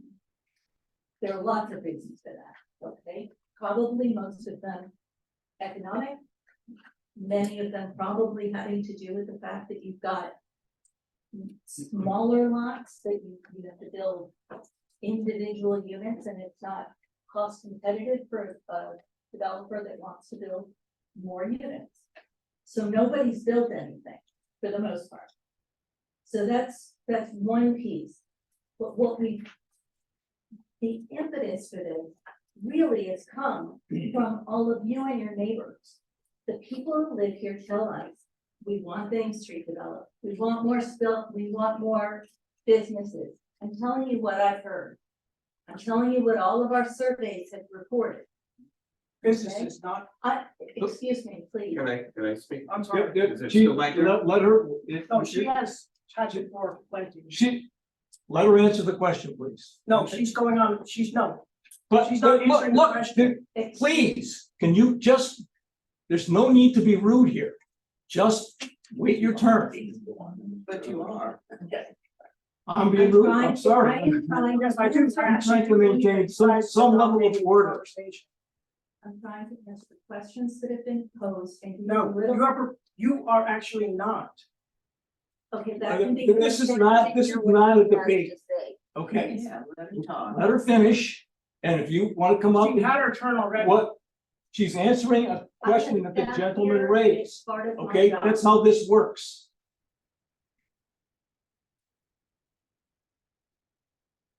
What was the The question work- again? Your question was about development on Main Street, okay? And what we've heard is we want more development on Main Street. Who said that? We have heard that from the public. We, Says who? we didn't say development on a grand scale. What We said development to make it nice and take out some of the dilapidated or whatever, so that we could clean it up and make it like. So, We hate to say like midnight, so thank you for that, but my question is, how's that working out? well, that is you guys' problem. Oh, well, that's right, exactly, so that's what we're trying to address here. Right, We're that's trying to not address building that problem. 6-story building. we're not, first of all. Let's we're not allow that possibility. on Main Street below Broad, we are not. Over there, Right, so if you come down off of the highway and you come down Bridge Street, okay, that's fine, you got the high buildings and you got the low. We got used to be the lumberyard down there, now it's part of the train stuff, they got big generators and everything else down there, there's the old lumberyard. That could be fine for doing some development, because it's off the side. And you have easy access, but not for multi. Family, it's right on the railroad station, so that is not, that's out of the question for residential. You go around the corner and you're on Thames Street, which is, you don't want high rise 4-story. The building next to Peter Hoops' building is 3 stories, and it's a monstrosity, and it blocks the view from, or whatever, it looks, it's not representative of the little city of Groton. It's a big square thing, so. The little city of Groton stays the little city of Groton. Then. Well, none- okay. Well, Excuse me. but then you'll never get development of Thames Street. There will never be that coffee shop that everybody wants, or the ice cream I shop. mean, that'd be It good. won't But False positive, Okay. they've been successful for years, Yeah. decades. I'm sorry, why are you guys allowed to comment on his comments? And I'm not. well, okay. I'm All sorry. right, look, Okay. please, all right, any, do you have anything else to say, sir? Well, Yes, is there any, one more thing. is there any other rebutment to my comments?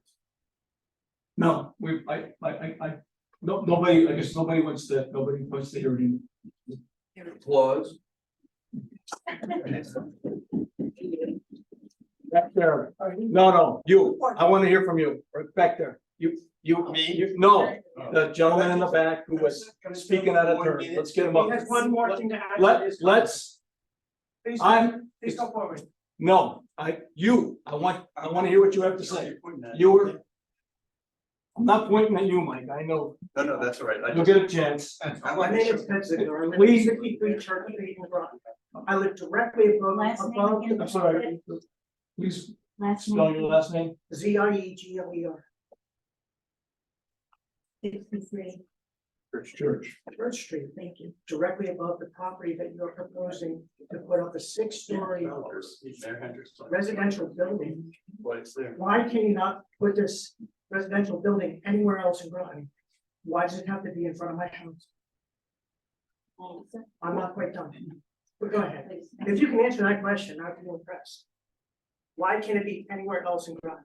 Why is putting it there so important? Okay. The 2-part answer, so please bear with me for a moment. So, no one, not the commission, not me, no one is proposing a 6-story building in front of your house or anybody else's. There is no application for any building. What we're talking about tonight are the parameters that could be considered by the commission, and depending upon how high the building is requested to be by a developer, by the public as well. Okay, so again, anything over 4 stories would require a public hearing. It's like making the rules, it's not building the building. Why would that be acceptable on Thames Street? And not in front of your house? It isn't. You have the opportunity when development comes. I don't think it's acceptable. I'm no longer asking that question. I don't think it's acceptable to put a 6-story building on Thames Street, period. Period. I don't care where it is. You put it in my front yard. Block my view. You can put it anywhere else along Thames Street in 10 years. You're just opening the gate to creating something I don't want to see in Groton. I love the small town. I've lived there 30 years. I've loved my view. I love seeing the bridge. I love the ferry waking me up every morning. I love the trains going by. I don't want a 6-story building anywhere in the residential area of Groton City. I understand that, yes, EB has permission to build a 10-story building, but it's actually 3 below grade. It's 3 stories below grade. So it's not the full height, that gets 28. But what you're proposing is going to block everybody's view all the way up to the top, above, all the way up to Monument Street. It's not acceptable to create such an obstruction. No,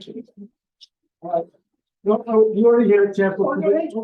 Let somebody else speak, please. It's okay if I say one question?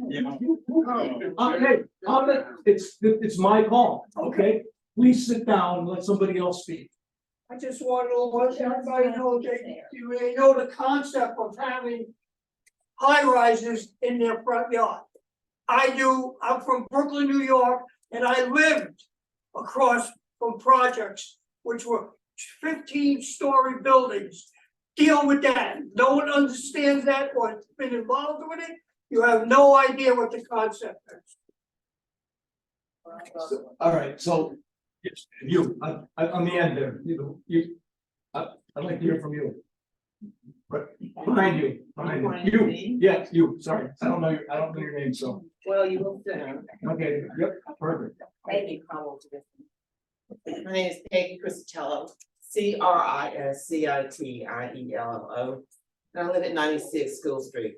CRISCITIELLO. I wasn't born with that, but I'm taking it. I just look at and I don't think people really understood what was going on. We had a lot of questions that we didn't know we had until we got here to see what was taking place. And I think an understanding of what is taking place would help us immensely. I'm not for or against it, really. I think Thames Street would be nice to revitalize. I've lived here for 30 years, my daughter and I. Now I live with my 2 dogs and they don't talk to me. But if we don't understand what's going on, we can't really get a true picture of what is happening.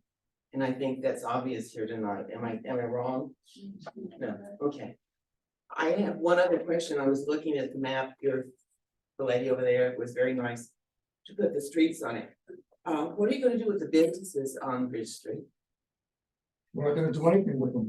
Oh, but then you're not going to be building there. Well, But that's what I'm we're saying. not building anything. It's the owner of the property who builds the building. Okay, Okay. well, have you even talked to these businesses about this proposal? Well, I know from walking the neighborhood, and I've walked this whole neighborhood from Electric Boat around down on Thames Street, up and down. I know there are a lot of businesses that are closed, a lot of shops have been empty forever that could use the revitalization. I wonder if you've thought about trying to revitalize what's already there. I mean, I know you're trying to make, increase the population here, increase your, I guess, taxes, the money that's coming into the area, people using businesses. But I get the picture. You really haven't informed people of what's going on and enough that they understand it.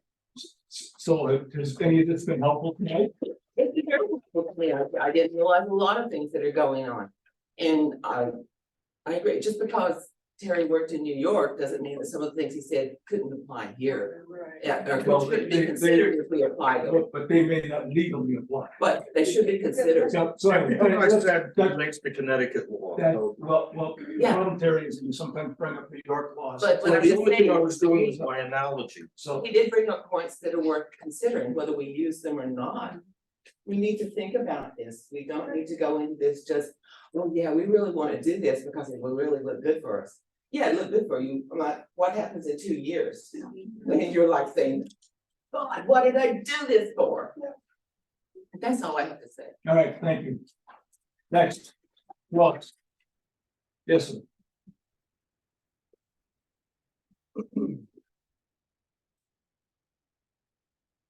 All right, good evening. My name is Ryan Davis, Davis.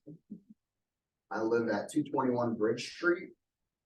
I just want to thank all of you public servants for putting all this together and really putting a lot of time and effort into this, and thank all of you. I mean, it's good to see so much passion in our community. I've only been here for 7 years, but from my standpoint, I am the landlord of a 4-family house. Right on Bridge Street, you know, this is all gonna be in my backyard. You know, and I can say that where I live, it's all ledge.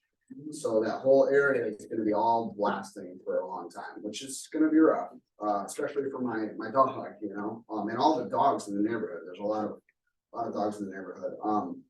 So that's definitely one of my concerns. I really appreciate the intention to try and revitalize this area, because we definitely need it, you know, it's like, it's got the potential for something amazing, but I completely see both sides here in that, you know, we can't develop it the way that it needs to be without people. I think personally, I hear what you're saying about the traffic coming in right off the highway, going to EV, passing through the city either way. I think with the way that this plan is laid out, especially down by the submarine monument by Hoops. You know, all those people are gonna be going up and down Thames Street to get to EV. And it's narrow enough as it is. When people are coming off the highway, they're generally going North Street, you know, for a while. Not everybody's taking a right and going down Thames Street. So I really think that there's gonna be a lot of congestion in that Thames Street area, which I think is gonna slow things down quite a bit. The other thing that I'm concerned about is that we're talking, these are sort of our max expectations here, right? 6 floors is a max, or the lot sizes, you know, there's gonna be potentially, we're setting the bar for there to be a lot of units in a very tight area. 25-foot wide lots is our minimum, right?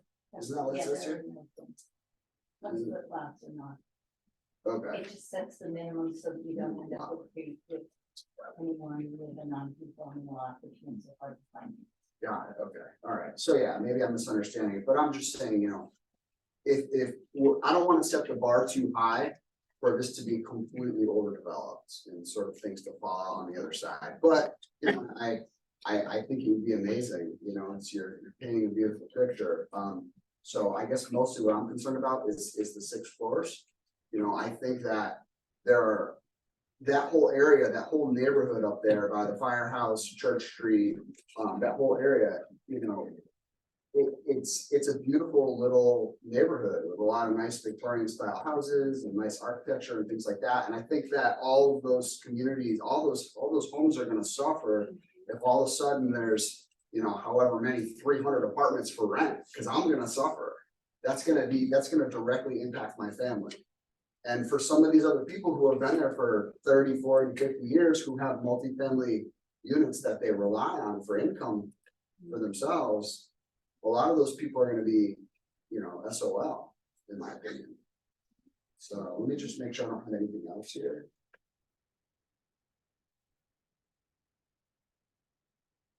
I guess that's it, you know, the one thing is that in the beginning, we had asked if the person who submitted the application was here, was present in the room, was present on the Zoom. Who was that exactly? Is it Mitchell Parking LLC? No, we're not talking about. We're not talking about. That was a different application. Oh, okay. Yeah, I know, good question. We didn't get to that because that person wasn't here. Okay, We yeah, started at 6:30. I got it. Okay, perfect. So that's all I have. Thank you so much. It's my first time. I heard about this meeting today, so I am in agreement that I think that needs to be a little bit more publicity, yeah, and definitely, you know, some love on the maps. Thank you, guys. All right, who's next? Mr. Boucher? Oh, you got And some. we have Ms. Ziegler, she wasn't able to raise her hand function, but on Zoom, I would like to speak to whenever you Okay, get to the. we'll get Mr. Boucher, then we'll go to the Zoom, okay? I don't mind giving us. Okay, all right, go to the Zoom. Mrs. Ziegler, if you would like, you can unmute yourself and, Hello, can you hear me? yes. Yep. Wonderful. My name is Mary Ziegler or Molly, depending on your mood. I live at 63 Church Street. I did send in a letter. I just wanted to say this was a really interesting conversation to listen to, you know, staring here at my computer screen. There were some comments I really do agree with. The gentleman, and I can't remember his name, who lives at 5 Meridian. I really liked I really liked perspective of where buildings could fit really well. I'm sorry, you can probably hear my cat yelling at me because she's old and always cold. So anyway, he said that along Bridge Street, I mean, there is a lot of space there that seems actually really viable, and I think would be stunning to include some homes or multi homes there. The issue, I think, what comes down to is not increasing the number of residences within the spot. I don't know a lot about zoning law, etc.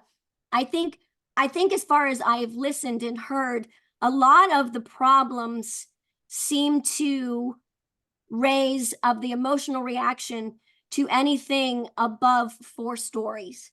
I mean, they say that, and I agree that the buildings already down there are not the most architecturally attractive buildings. And of course, we'd want something that would be a little prettier than the very block type that are down there currently. I mean, even Hoops buildings, not so pretty, right? So that's obviously not the commission's thing. That's the real estate people or the developers. But I think it's the height.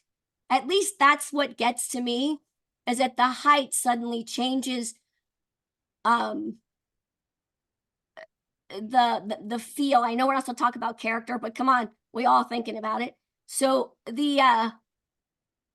I really do believe it's the height, because we don't have that anywhere except for the EB building, but that's a completely differently zoned area. This little unique swatch is the only area in Groton, if I'm not mistaken, that has the residence and commercial combined. So really, I'm guessing, even though nothing has happened as of yet, perhaps what needs to be attracted, or people that are drawn in, that wants to do homes that are above a business. Is that what we're hoping to find? Because I know that's the initial. Then everyone's like, we're not Mystic. Well, Mystic's pretty. Why not just try to ask, why can't we find the businesses along that main street that do have residents above? And that is a bustling pedestrian area. So how can we attract those type of businesses is what I'm really asking. And like, for example, even the Hoops building, though not pretty, it's all business. There's not a lot of business except for like Paul's Pasta, which is further down. So the zoning, and that's really the question to me. So it's not the multi, it's the height. And I think opening the door to the possibility of 6 stories is not something we'd want to do straight out of the chute. And that's my opinion. Thank you for listening. And I also want to make sure, I want you all to know that the work that you do is important and it is appreciated. So thank you. Thank you. Can I ask a question? Sure.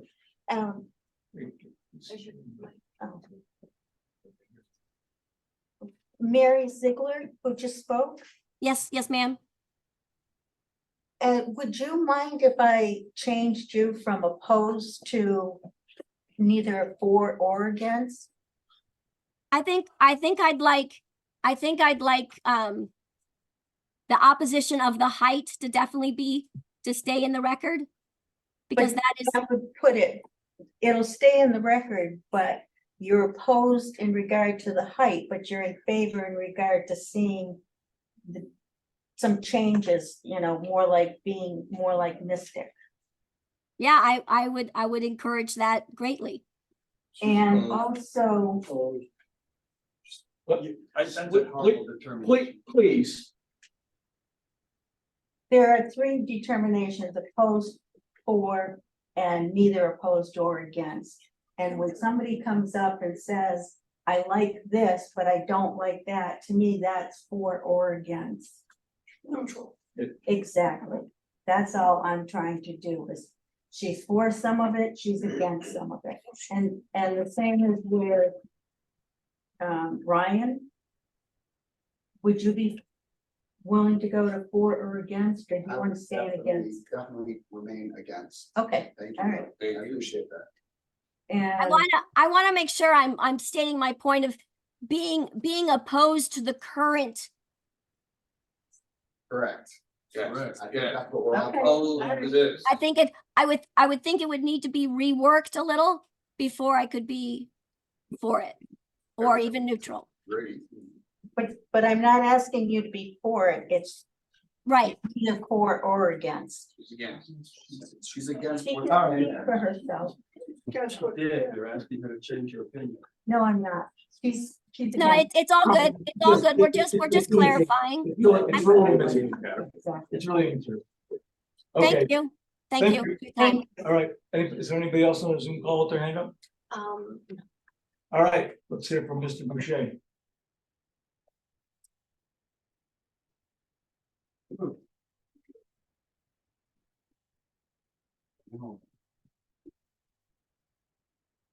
Mike Boucher, Boucher, 16 Hillside Avenue, Groton, 1616. Really had no intent of coming tonight, but I was very involved in the Five Corners neighborhood concerns over the 5-story building. And I got a number of requests to show up tonight, so here I am. There are people that are afraid to speak out, and I want to be their voice. Number one comes from your question over there, sir, about who was interested in seeing change. And I'll read a comment from the Day paper, November 2019, from Keith Hendricks. He says there is interest from developers in building high-density residential housing with commercial space on Thames Street and Five Corners. He said the city will be reviewing its zoning to see if it can help facilitate that. Indeed, later on, there was a 5-story building proposed for Five Corners. I identified what was going on then. There's a long string of emails. And basically the request started out from the developer, and the planning and zoning worked with regulations to try to produce a 5-story building for that developer. It went through 2 hearings, and thankfully it was finally denied. But I think we need to bear in mind, there is a push from developers, there's money to be made. And unfortunately, that's how things work. We also talked about tax breaks, someone brought that up. There will be tax breaks. This is in a TIF area. So we already have a tax break plan formulated by the city and the town to help developers with their tax increment financing. So taxes are part of it.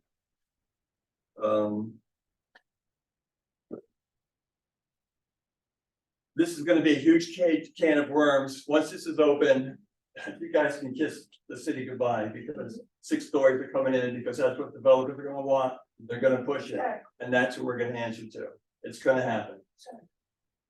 It's absolutely ridiculous at this point with this little information to continue on with this process. Terry Rice, I'd like to thank you very much for all your input. You've got far more knowledge than I do. I wouldn't have been able to pull that stuff up in a month. So thank you very, very much. I agree the notice was very poor. The application was poorly written. You'd never get an application from a builder like that. I thought it was childish.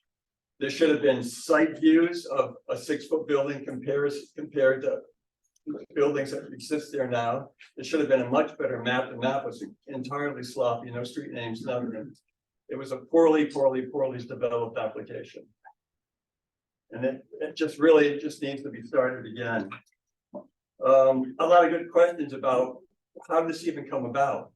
I couldn't find any documentation on how you guys arrived to this application. The only thing that comes close, and I hope you guys have the sense enough to use this as a building block and come forward to the public again, is the 2019 Thames Street study, the 96-page report. That report offers a lot of information. It's a great building block. It works both sides of the opinions. And I think it gives you guys a good base to start from with the public. So I would definitely refer you back to that document. I posted it on the Day paper site. I posted it on Facebook. It's available here at City Hall. It's a really well-done study that answers a lot of questions. Housing costs, densities, all kinds of things. So, I mean, I honestly can't understand why you guys weren't reviewing or working up, and maybe some of you were off that document, but that's an important document to work off of. You guys have any questions about the naming of that document? It's called the Promenade Study also. Okay, so I would suggest you, if you can, pass it out and make it available. Let's see. I talked about what the application needs. I wasn't following the parking end of it. I know the Thames Street study, they were talking about 0.75 parking spots per bedroom. Where are we at for parking spots? How does it work out? So if we have, let's just say 100 units of one bedroom, how many cars are needed? How many spots? We are not allowed to, as the city, we are not allowed to require more than one per bedroom. So that would be 100 parking spaces required. That was a landlord, property owner, means in their interests that for marketing reasons or for the, to be able to rent units, that they need to accommodate more cars, they have to do them. So a minimum of one car per bedroom. So It's one that we're governed by state law, and it is one car for a studio and one bedroom apartment, okay. 2 cars every 2 or more bedrooms per apartment. Thank you very much for clarifying that for me. What's the statute? Well, whatever you want to do. Can you wrap it up? I Yeah, can talk for an hour on this. Yeah, right, so. So I'm gonna try to wrap it up. Let's go. So I guess I wanna know is, in the Thames Street study, the highest they recommended back then in a very limited area was 5 stories.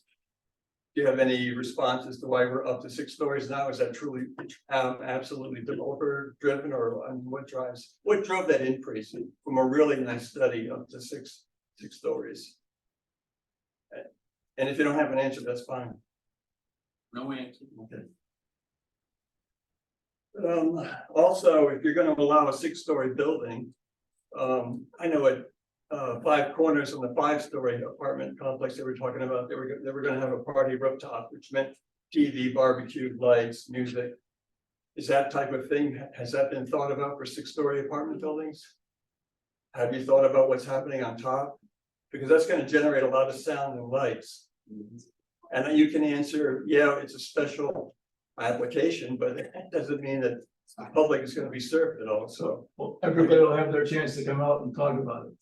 So you haven't even thought about that yet? Well, we're not designing regulations that say you can't have a rooftop party area. Right, so like we're Terry not- was saying, things get allowed because you simply said a 6-story building.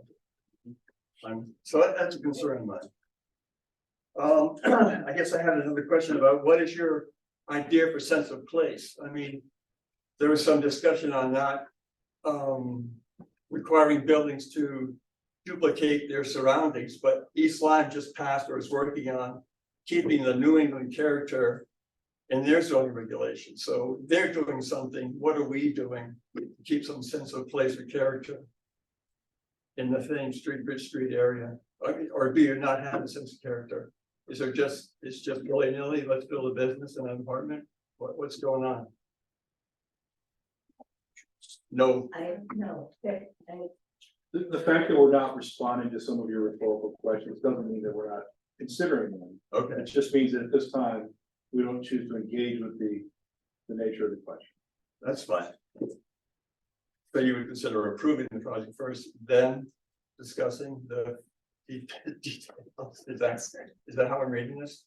I don't think that follows the sequence of events at all. Okay. We're not talking about approving the project. Well, you're talking about approving six, going ahead, you're changing zoning for 6 stories. 6 stories. That's what you're doing. Call it a special permit, whatever you want to do, but that's what's happening. I mean, that's what people have to realize. I agree with that. I think they realize it. If you discuss it after the fact, that's fine. I just wanna know where we stand. That we have had that discussion about putting in place the regulations that would control the character of the buildings. That we have started having those discussions. Okay, that's a good answer. Thank you. How many homes border the areas that we're talking about for the zone changes? Do we have any number on the number of homes? 78. 78? Who said that? Oh, you had that? You knew that? Is that right? 78? I don't count it, but I wouldn't dispute it. Where'd you get 78? Just walking around every day. Okay, about 78 homes.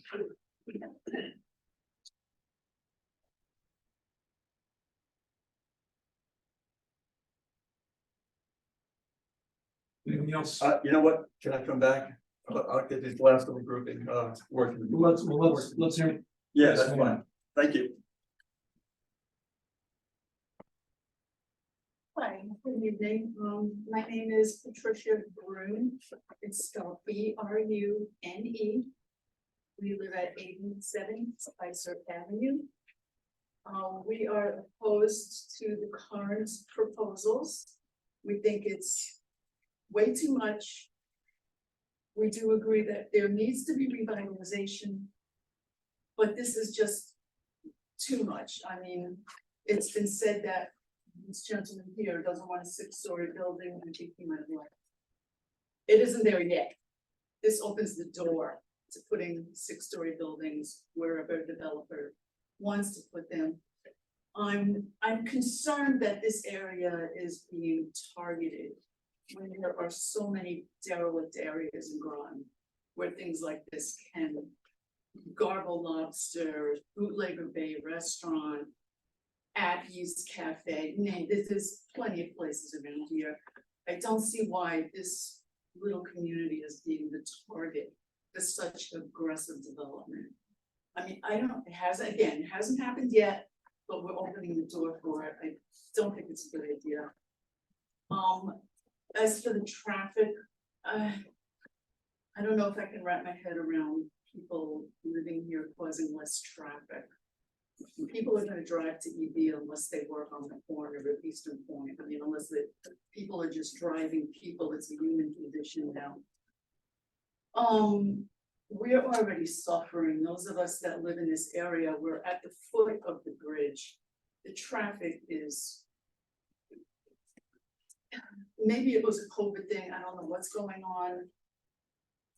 But traffic violations are not being addressed. It's like the wild, wild west out there to be adding 5, 6, 9,000 people without any traffic regulation and any laws being enforced. That has really got to be addressed. It's dangerous to citizens. It's dangerous to the commuters. It's dangerous to our children. And I just am afraid that the way this proposal is at the present moment, it's just not good for the city. And I also think our little community here is being unfairly targeted. Thank you for hearing my comments. Thank you. Who else? Anybody else want to speak? Anybody on the Zoom call with their hand up? Nope. I'm sorry, can I just ask you one question? Sure. Or perhaps I should direct this out.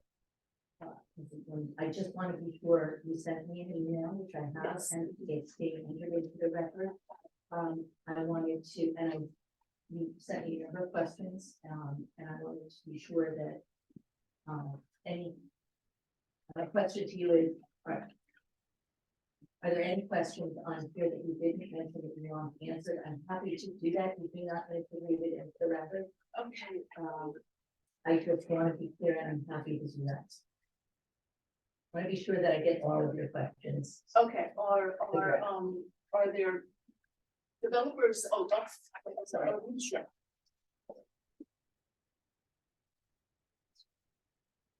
Okay, are there developers already waiting in the wings for this?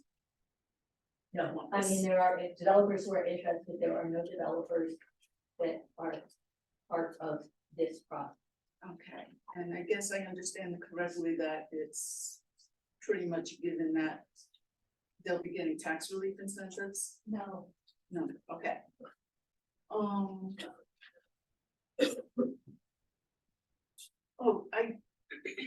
my area of expertise is not zoning. I noticed that there are residential homes. There was a list that had addresses. For example, 25 Church Street, I saw that among some things that were being passed around on Facebook. I don't understand how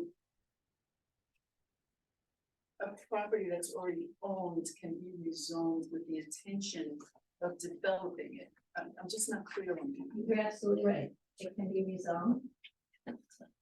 But It can be rezoned and redeveloped, but it cannot be rezoned and then the city swoops in or a developer swoops in and redevelops it. Okay. That's not how it works.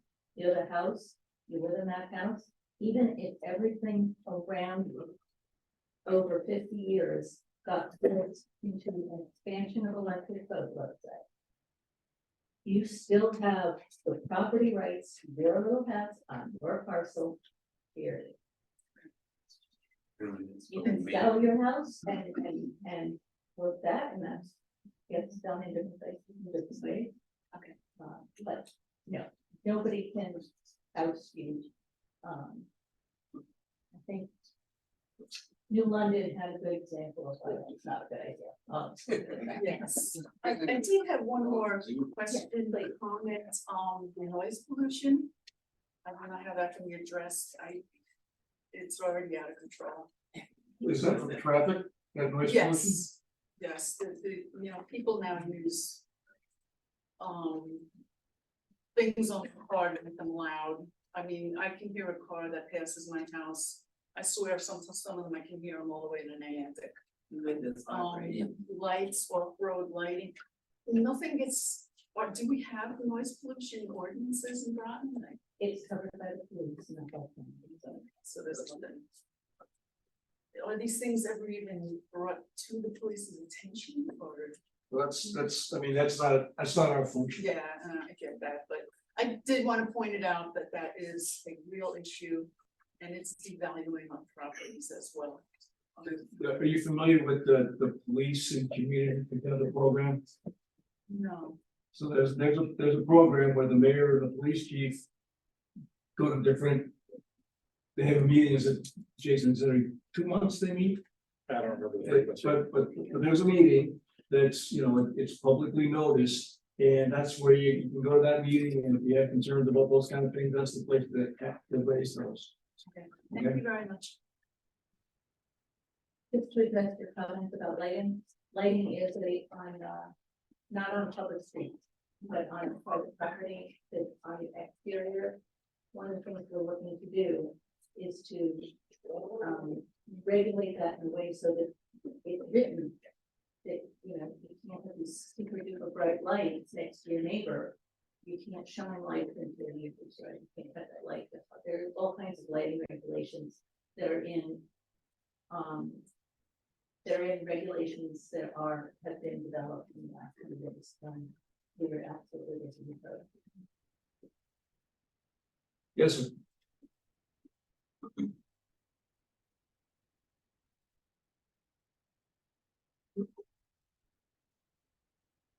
Good evening, Ian Thomas, 24 Justin Drive. And I'm not going to rehash a lot of the points that have been made tonight already. I do want to just align my remarks mostly with Commissioner Rice. I was looking at earlier on the meeting, was unable to get here in person until now. But I think there's much more to be considered with this proposed amendment. I'm also curious to know more about the history of it, although Mr. Boucher did give us a good background, and I'd recommend other people follow that line of inquiry. To the chair, you mentioned that there were conversations about other regulations possible that might be related to these to the 6-story buildings. I was wondering when those conversations occurred and where, and were they part of a recorded meeting? They were not. Okay. There was a discussion about we're gonna need to to draft regulations to address that. That was the discussion. And looking at the background, now. I'm pretty well versed with the GMTV YouTube channel, and I was looking for the city planning and zoning meetings on that channel to get some background information. I wasn't able to find the recordings. Is that a thing that happens on those meetings? Catalog? Are these, I mean, it's being recorded now. As I heard on Zoom when I was listening in. All these recorded meetings, are they going to be published? Are they published anywhere? Are they They're all recorded. You'd have to talk to, you know, the folks that run the, you know, publishing of those on channel 2, right? I don't know what would fall on the priority of other meetings, but each meeting is recorded. Right. We don't decide what gets put on TV or not. Well, I know the town planning and zoning commission, they publish regularly, like as soon as the meeting is recorded and, you know, within a day or two, it's up on the YouTube channel. Same with town council meetings, RTM meetings, board of ed meetings are published. You know, so I'm just curious to know, if that can happen for the city meetings too, because right now it's only the committee of the whole meetings and the regular meetings that get published pretty much from the city. So, Gotcha. Ask and answer. That they're submitted. We don't control when they get put up on channel 2. Really noted. So yeah, I also heard one of the residents about blasting concerns. And then the concerns with the height overall. Again, it just seems like this was, I was also frustrated with the maps that were in the package. It took a lot of cross-referencing to figure out exactly what streets are going to be affected most. So more clarity, more time, as Commissioner Rice mentioned, we need more information and more time to deliberate. And just out of curiosity, who would I ask as far as the meetings being published? I know GMTV on one side is one thing, but as far as, you know, where do the recordings go now? Where are they now? Where are they being stored? If you give me your email address, I will look into it tomorrow and put that sheet or your phone number, whatever. Sure. I'll be up with you after. Right. Could we put that in the city of Groton news, the city of Groton newsletter? I like, we definitely included in the newsletter, and I'm glad it's. Yep, so that's about all I have off the cuff here. Mr.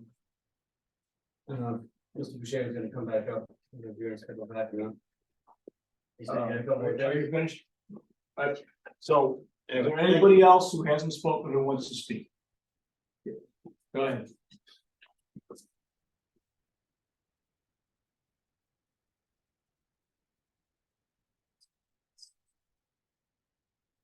My name is Mark Offinger. I live at 201 Broad Street.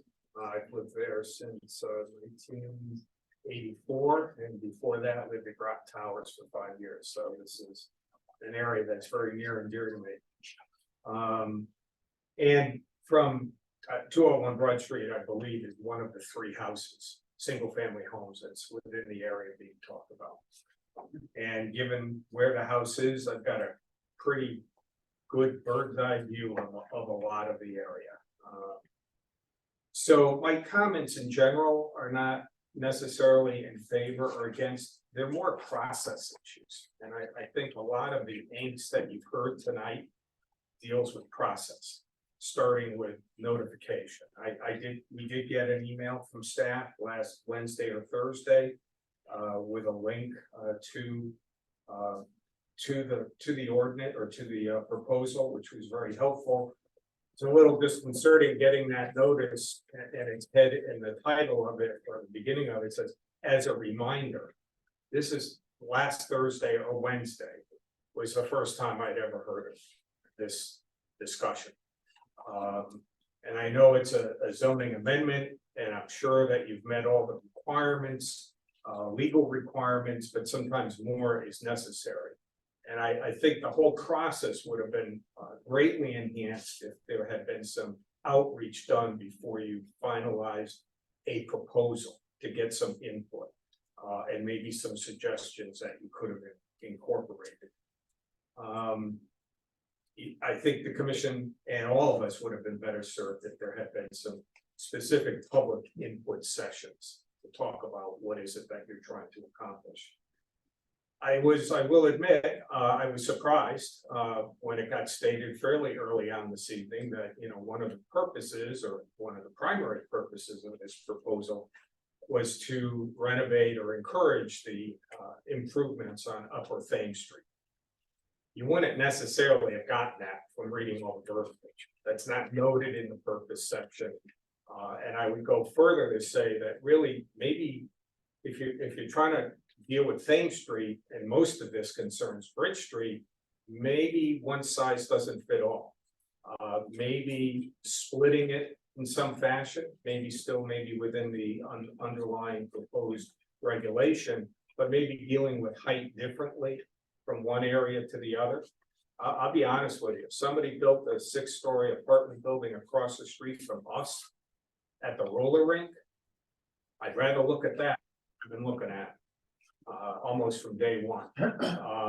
And that may be an appropriate location, though I don't know how many people really want to live at that exit ramp and the trains, the bridge, so on. But I do think a lot of the comments from commissioners have focused on Thames Street.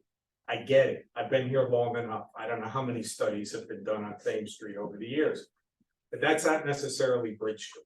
I know they're close to each other, but possibly separating solutions to both of them. Certainly Bridge Street needs a lot of help.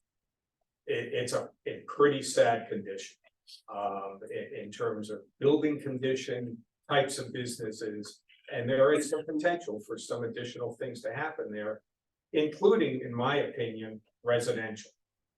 And I would encourage the commission, if you haven't, to, you know, maybe visit some other towns or talk to some other towns. Recently, I had to go up to Bloomfield on a visit and hadn't been in Bloomfield in a while. It's pretty amazing the stuff they've done right on the road. 4 or 5, maybe 6 stories tall. It came off very, very nicely. I'm not suggesting Ridge Street is Bloomfield, but there are a lot of examples that I'm sure Leslie is familiar with. There was a comment made about creating a neighborhood, and I guess I took that in a couple different ways. I think I live in a neighborhood. I don't need a neighborhood created. These are boundary areas, and I think that a lot of the comments tonight dealt with boundary concerns, where it's always tough. Where do you draw that line? And what happens on one side versus another? It may be in the I found the regulations a little hard to follow, and I certainly agree with comments about the map. I thought the maps were atrocious, and I'm a certified planner. I know how to read maps, even without roads, and I was having difficulty. It wasn't until tonight that I realized, when Sierra handed out the map, that the houses that are on North Street, on the west side of North Street, are not part of this proposal because they weren't in the underlying commercial zone. You know, we look at those houses every day and what they have to do to get into traffic and so forth and so on. But I couldn't make that out on the map that was in the proposal. And I know the city has good mapping capability that can show the streets, that can show the buildings, can show parking lot layouts that would help people understand what's being proposed a little bit better. It looks like the proposed new zoning district, the GRR, is simply following the general commercial zone boundaries. That's a question. I think that's the case. If that is the case, you may want to consider changing some of those boundaries, either pushing them out or pulling them in to make more sense. And I'll give you an example. I mean, the property that's right adjacent to our property, at the corner of Broad and North Street, is part of the condo development, Northfield. It's open space according to their plans. So why even include? I mean, unless the commission's gonna change their decision as to when they approve this, why even include that? In this zone change? Well, you included it because the previous or the current zoning includes it, but maybe this would be a good time to make those types of adjustments, not to confuse the issue anymore. I do want to commend staff and I do want to commend the commission for looking at this area. It is in desperate need of some good development. Be it on Thames Street, the two buildings, the two blocks that are, the Hoops building, though Peter doesn't own it, and the adjacent building, 4-story building with the Bailey agent, they probably could get spruced up, and there's probably more land associated with both of those properties that could be developed further. But I think to me, the elephant in the room is an ownership issue. If you want to do anything on Thames Street, we have a problem with ownership. We have two individuals that like to collect properties and do nothing with them at all. Or very little. Okay, all the examples that folks gave about what about this property, that every single one of them, it comes down to two names. And for whatever reason, they own the property, they don't want to do anything with it. So I was hoping to hear tonight that maybe there have been discussions with these folks and other folks, and that's maybe one of the reasons we're trying to entice something to happen. And they both continue to buy buildings. One of them just purchased Circle Motors. And it's just like collecting things. And I think, I do think nothing really is going to happen where you want it to happen until somehow, and I'm not saying it's a planning and zoning commission issue only, but somehow there has to be a way of getting these people either to sell property or to do something with it. And neither one of these folks are spring chickens anymore. So it's a question of what are they doing? So to me, that's kind of the big elephant in the room. Does it even make sense to try? I mean, if you've had discussions, you don't need to tell me, great. But at some point, we got to get those individuals involved.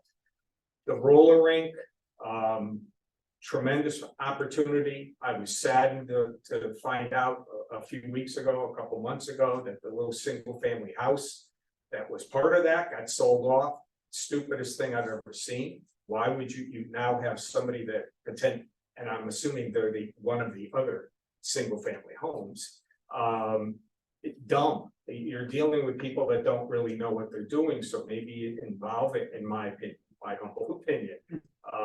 Maybe they could use some help in terms of talking to them about the potential of some of their properties. But I do think this whole process would have been significantly enhanced if somehow there was a way of engaging folks ahead of time before you go back, before you put forth a proposal. And I know it's a proposal and you can modify it, you can turn it down or whatever. But I think there were a lot of great comments raised tonight. And I think, there are always going to be some people that are against everything. I get that. Trust me, I get that. But I think most people want to see improvement and enhancements, but they are concerned. And they may not know, as you all know, that simply because you allow something to be 6 stories doesn't mean that's ever going to happen. There are other conditions, and I don't know if they're still here, somebody mentioned, maybe doing a cross section or a profile cut, take Church Street and get the silhouette of the buildings and show a 6-story building, for example, down at the Hoops building. What would that look like? Realizing that it's a hill across the street from it, it may not be as tall as people think, or maybe it will be. But some of those graphic aids, I think, would have been very great, but okay, very helpful. But thank you. I do commend the commission. I hope that you continue your efforts, because certainly Bridge Street and Thames Street, could use some help. Thank you. Thank you. All right, anybody else who hasn't spoken who wants to speak? All right, anybody on the Zoom call? Oh, okay. I'm good. I think you've heard. No, behind back to you. Oh, For those on Zoom that would like to speak, please raise your hand so we can, allow you to speak. Name is Don Bear, B-A-E-R. The 50 Broad Street. Driveway is on Church Street. I have several kind of broad comments. First, somebody mentioned the fact of rooftop parties and stuff. In the summertime, where we live, you can hear, you know, the bars over in London, you know, just loud as could be. So that's one comment. The other comment that I would have is I used to live in the Mountain View condo. Those are all, I owned over half of the 23 units. So I kind of like controlled some of the stuff. They're all 1-bedroom apartments. There are only, you know, there's one parking spot for each unit.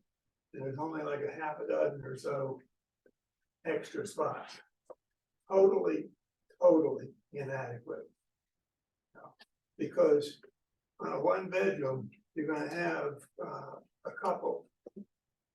One's gonna go to work, and if the other person wants to go shopping or do something else like that, if there's not at least 2 parking slots per unit, it's gonna be, you know, they're fighting over all the condos, they're fighting over all the spots that were very few. I know that you, as a city planner, cannot control the number of parking spots.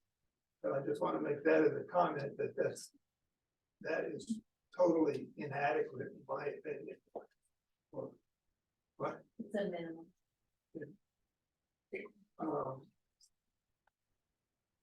The other thing that I want to comment, since my driveway is on Church Street, we sometimes have to go down to Church Street and Bridge Street. And that is as some other people have commented, total, your life's in your hands trying to get it around that. You know, it'd be nice if there was a speed bump to slow the damn people down around that curve. The other thing I have a complaint with is the city beautification, putting trees all along that thing in the summertime. You cannot see around that curve at all. Now, when the leaves are down, you could at least pull out a little bit and see who's coming around the curve. But as far as the beautification of the city, there's quite a few things that, you know, those trees around that curve, no speed bump around that curve. If you want to go to the businesses on the south side of Bridge Street, from Norm's Diner on through the gym and stuff, the city beautification took out many parking spots. And they put trees in front of the businesses, so you can't even see what business is back there sometimes.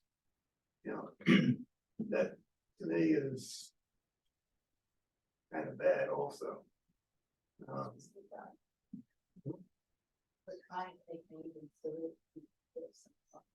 Some of them we don't have any jurisdiction. But it took away, you know, you're talking about businesses with parking spots and stuff like that. You took away, you know, like a dozen parking spots. Well, we didn't do anything about that, okay, we had nothing to do with that, but anyway, so. Any other issues that, I guess that'd be it. okay, good, thank you. All right, anybody in the Zoom call? All right, Mr. Altice, quick, please.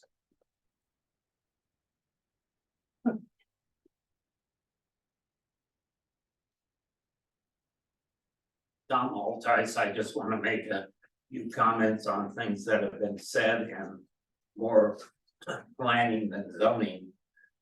First of all, do we know how many employees ED is going to add in Groton? There's always talk about increased employees at ED, but many of those are going to be in New London. And many of them are going to be at Quonset Point in Rhode Island, where the sections of submarines are built and then shipped to Groton.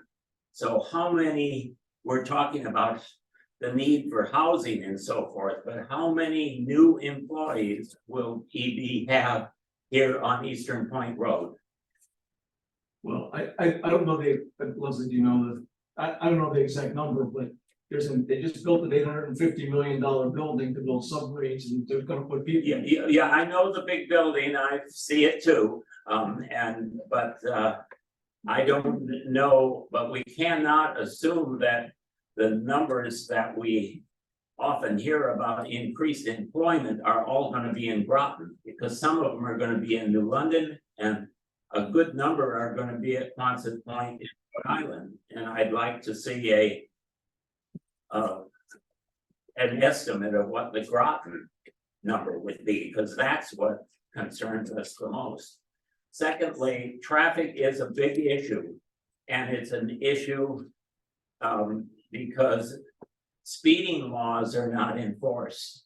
I mean, I live on Monument Street at the corner of Meridian, and trucks and cars speed through Monument Street at 2:30 in the afternoon as if it were a raceway.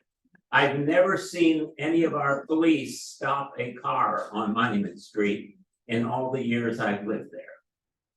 And Give them a call. I have spoken to the chief, but the reason I get is that this is the time of our shift change, and so we can't do it. Well, you ought to make some changes in your shift then, rather than allow because sooner or later, somebody is going to get killed on Monument Street, some kid or so forth, and it's mainly pickup trucks that go speeding through. And I'm pretty sure they're not residents of Monument Street or the Groton Bank area. So traffic is an issue. And being traffic, if EB is increasing all of their employment, is the city working with the state or the federal government at all to try to do something like widening the Defense Access Highway to keep more of the traffic on the Clarence V. Sharp? Because that's what funnels right onto the EB parking lots.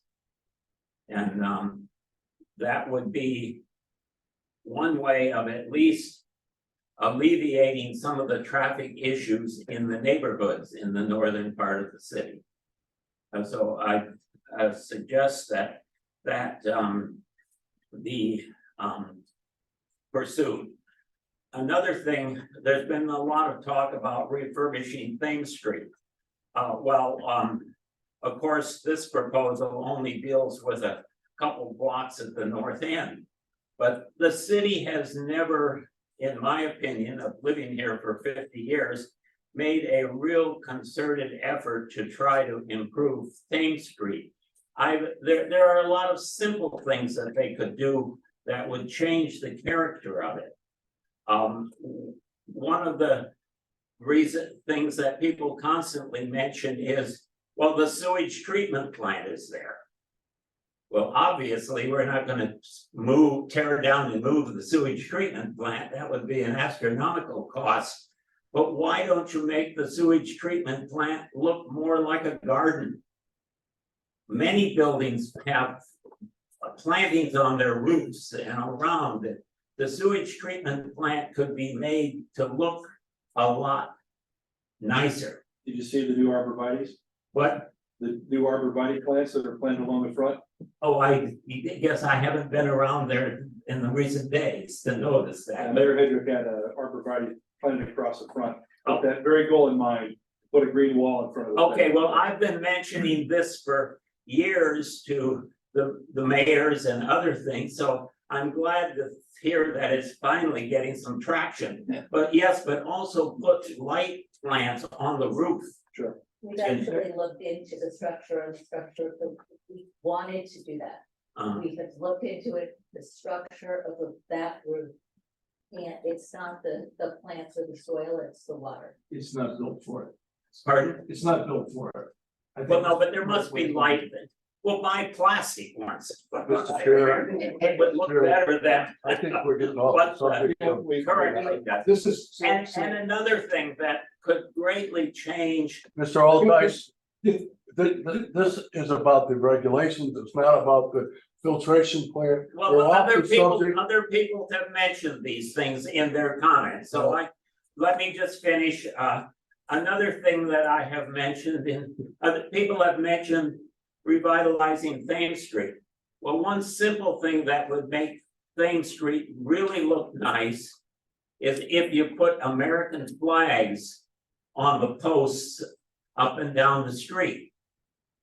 That would be very much in keeping because it would lead people to EV. It's good, where the. Okay, but when you're talking about planning and zoning regulations, and you're talking about something totally different. Well, this is planning, though. No, it's not the kind of planning. that we have responsibility or power to control. Well, you may not have, but maybe you can suggest it to people who do. And so forth. And one last comment, of course, there's been reference to Thames Street versus history. Well, anybody who studies history, Thames Street in the Groton Bank area is one of the most historic areas in the whole state of Connecticut. And I won't belabor it, but this was the Revolutionary War of 1812, home of the most famous of the whaling captains, and If you want to know more information, the Groton Bank Historical Association has a website. It's simply www.grotonbankha for Historical Association. Otherwise, you get Chelsea Groton Bank and .com. So anyway, consider those sorts of things too. The city has to really promote the assets that are already there, but they're not doing that. Thank you. All right. Somebody on Zoom? No. Do you mind if I just make a few comments, general comments? Sure, go ahead. I know tonight that we're talking a lot. Sierra.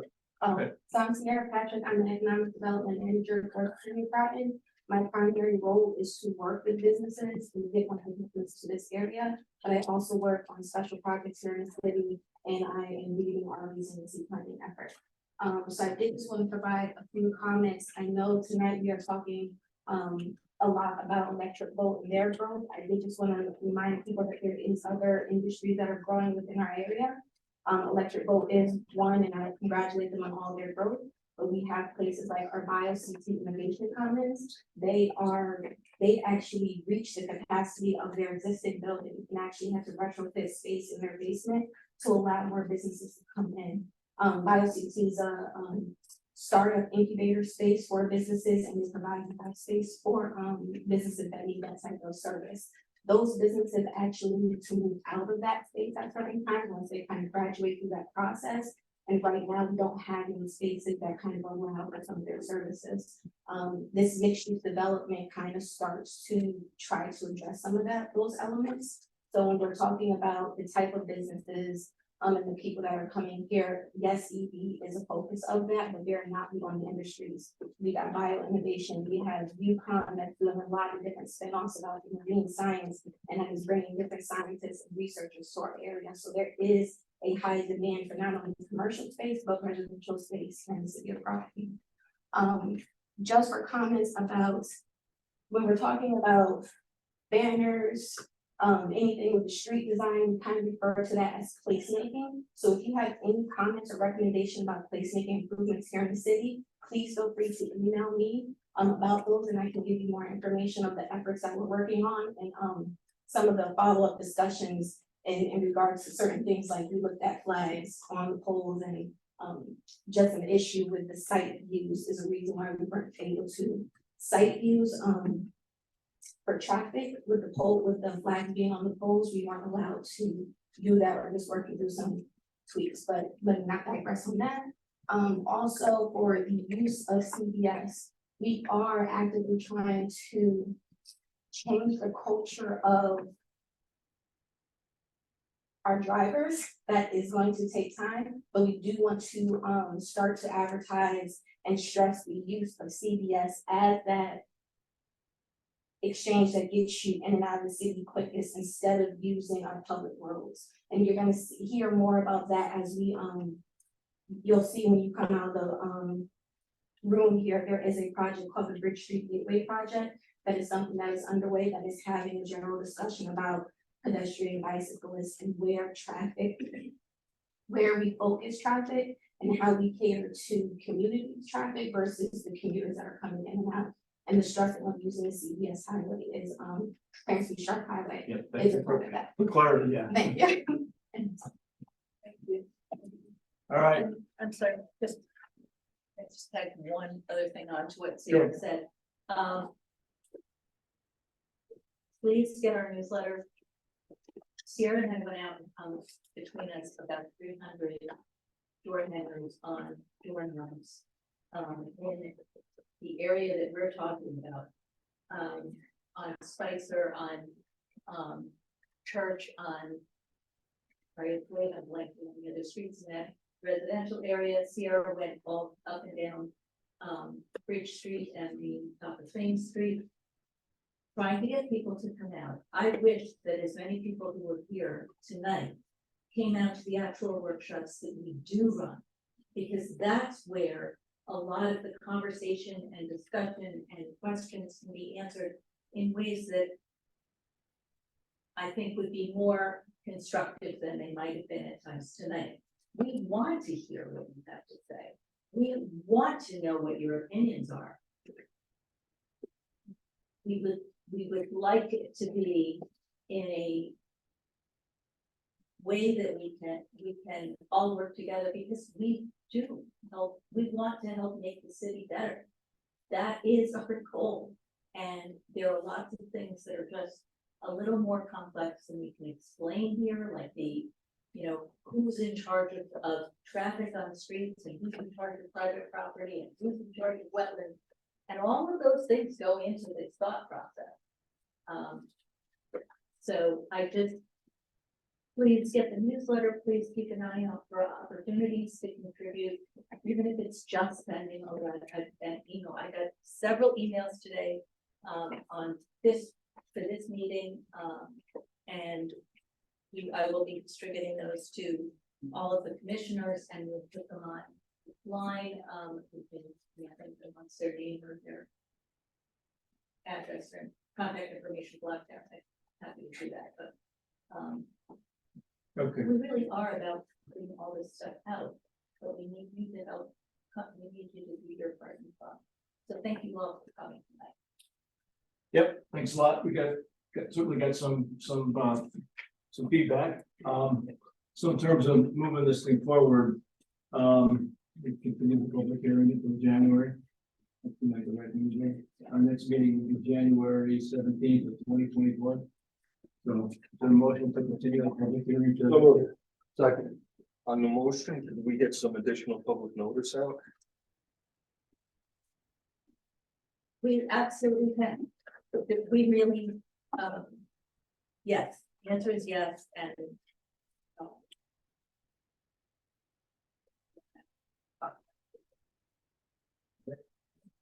Any further discussion on the motion? All those in favor of continuing the public hearing, please say aye. Aye. Opposed? Abstentions? All right, that motion is approved. 6-0-0. All right, the rest of the agenda is the, I see. I'm sorry? The applicant for Mitchell Street. Yeah, so let's go into that. He's been here for almost 3 hours. You ready to jump into that? Everybody, 0 Mitchell Street, move to 0 Mitchell Street. Good. I think a 5-minute stretch your legs break. All right, we'll be back at let's make it 9:35.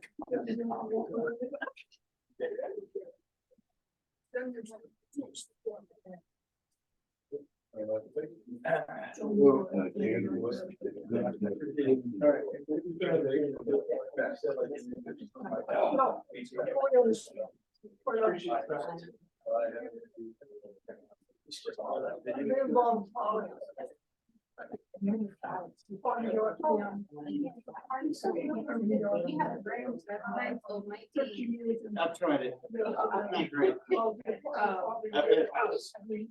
The links, like. We're doing now.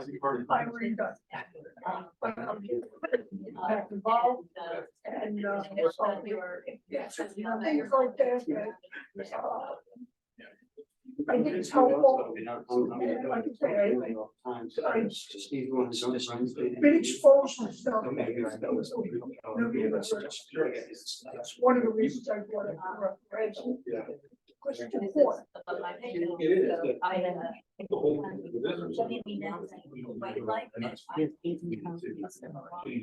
No, but you understand that's one of the places.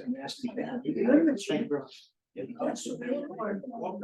We're limited with that representation, but I don't be worried about as far as versus.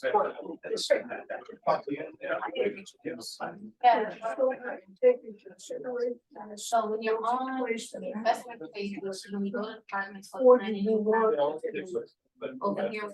All that referendum.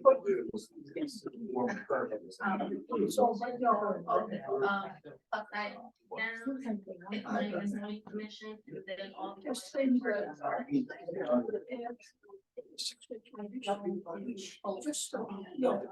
to make things work, and I'm happy to do this.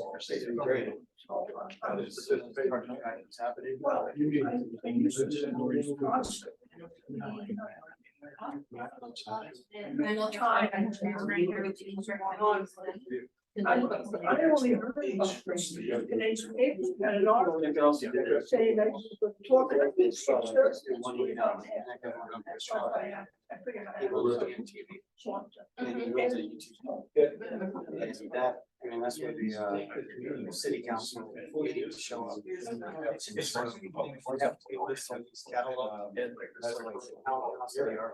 But everybody has to be.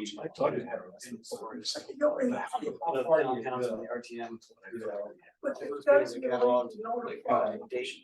So we need to go to the list is fine. So we did have.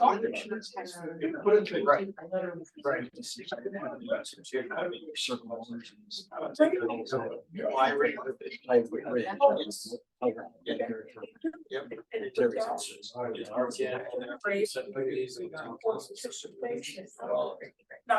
And I think it's just.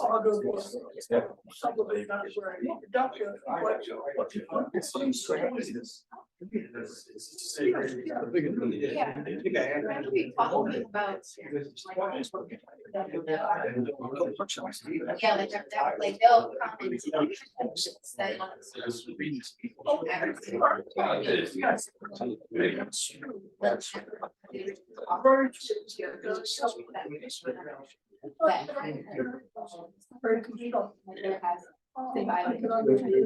Well, TV has all that, for the other bodies. In the other, they already do the city council, so. But in all, I don't think.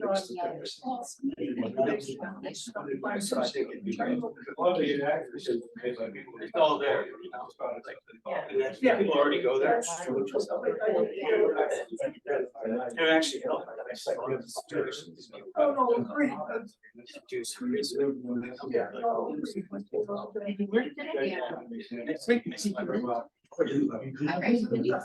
Actually, I have one going in.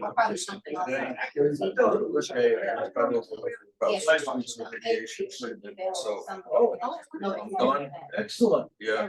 And I'm really. So how you feeling? Just tired, yeah. Plus, as you can see, I gotta go. But that's. Acceptable side effect.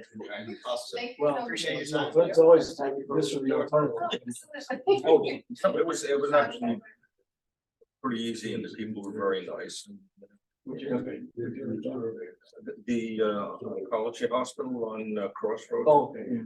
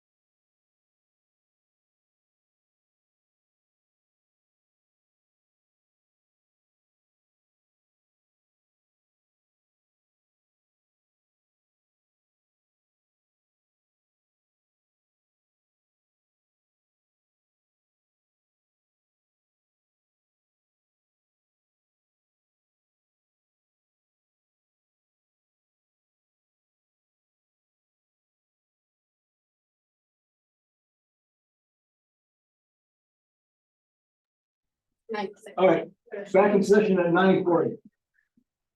So the next item we'll deal with is the zero Thames Street, I'm sorry, the Zero Mitchell Street project. It's a site plan approval number 497, Mitchell Parking LLC, care of Greg Pettis. Greg, are you still with us, I hope? Yes, I am. Thank you very much. Thank you. Thank you for your patience. Well, sorry for the confusion at the beginning of the meeting. Sorry for making you sit through all of that. Yeah, that was your, that was your, That was your entertainment for the night. That was my punishment. that was, I didn't want to say that. That was, let's call it your reward. That's all right. You ready for me to get started or? Yeah, please. Okay, good evening. My name's Greg Fettis with Fettis Engineering, office at 70 Essex Street in Mystic, Connecticut. Here representing Joel Fulton, who is also on the Zoom call. Mr. Chairman, not to interrupt, I'm sorry, sir, but I just, for full disclosure, I know Mr. Fulton. He's done work for me. I know his family, but I don't think that would interrupt my decision-making process. I want to make full disclosure of that. Okay, thank you. Not gonna hold it against me. I'm sorry, Greg. Oh, that's okay. Mr. Fulton is the owner of the property at Zero Mitchell. He owns Ledge Light Plumbing and Propane, does plumbing and heating as well as propane service and delivery. So he's looking to put up a building on the property. Basically, it's an office space with accessory uses of storage and for his trucks and storage of materials and so forth inside the building. I don't know if it's best to share my screen so I can put up a site plan for everyone to look at, and then I'll just go through the plans quickly. Relatively straightforward, but let me share the screen here.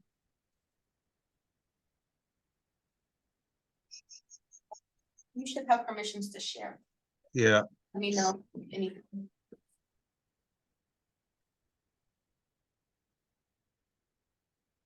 Yeah. Okay.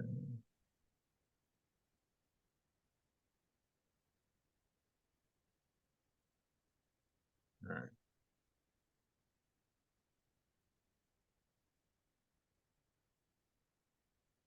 Okay. Can everyone see the plan before you? Yep. This is just the cover sheet, which you basically tells the applicant and the owner and so forth. I'm just gonna, and then the kind of the sheet list table, which is 6 sheets total. I'm gonna kind of move through, and if there's any questions about any specific sheet, we can kind of flip back to it. Gonna try to make this a little bit smaller. Yeah.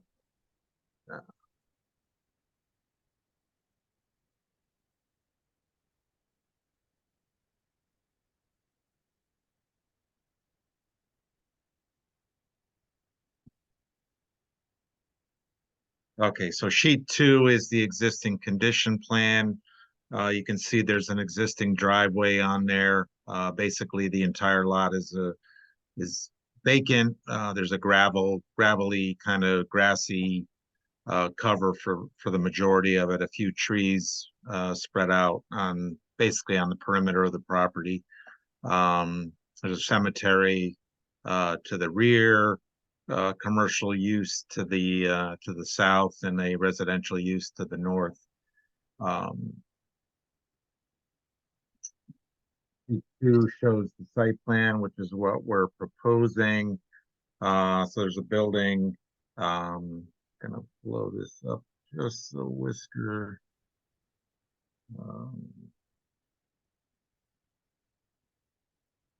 So 104 feet by 30. The square footage is about 3,100, 3,120 square feet. A little entrance on the front. So the building is pushed towards Mitchell Street because of the zoning requirements. And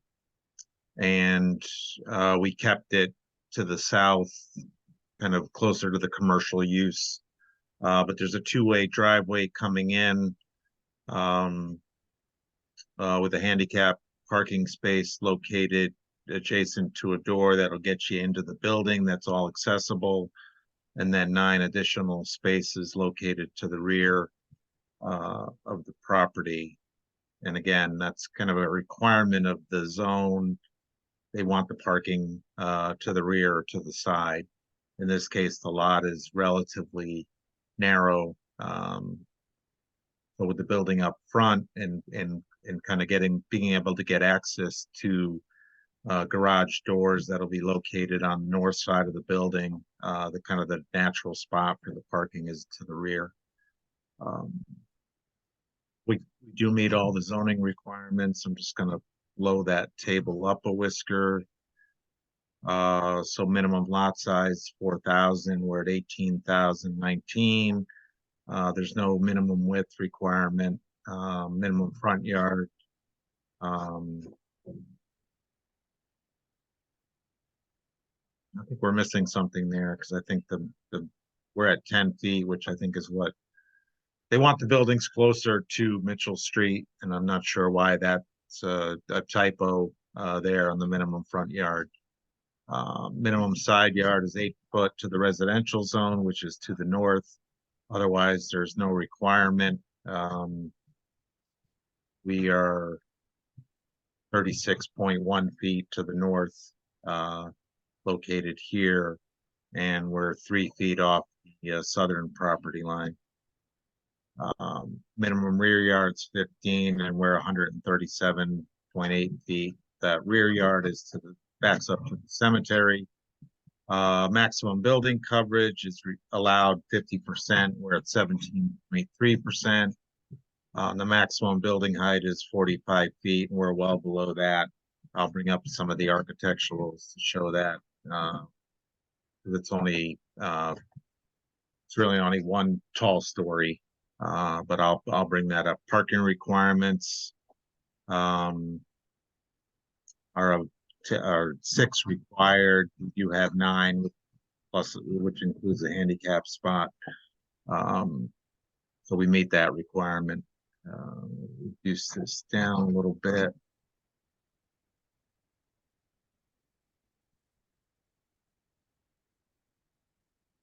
The next sheet is the grading plan, which is also the erosion control plan, but this plan shows we have some underground stormwater detention system.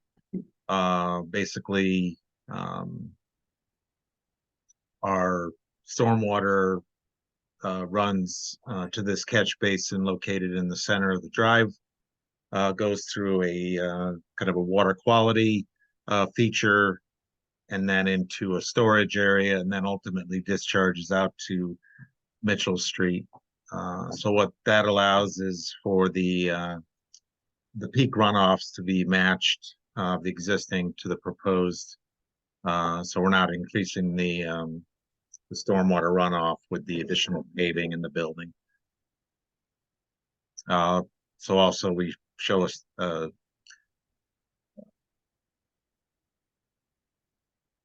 stockpile area located behind the parking.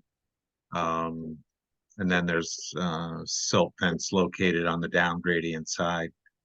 We also show the utilities coming in, water, sewer, and underground electric and gas and so forth coming in to the front of the building. Our lighting plan, it's mostly building lighting. There's a couple lights, area lights in the back parking area, just to provide for safety and lighting and when we're in use in the darker hours of the winter hours.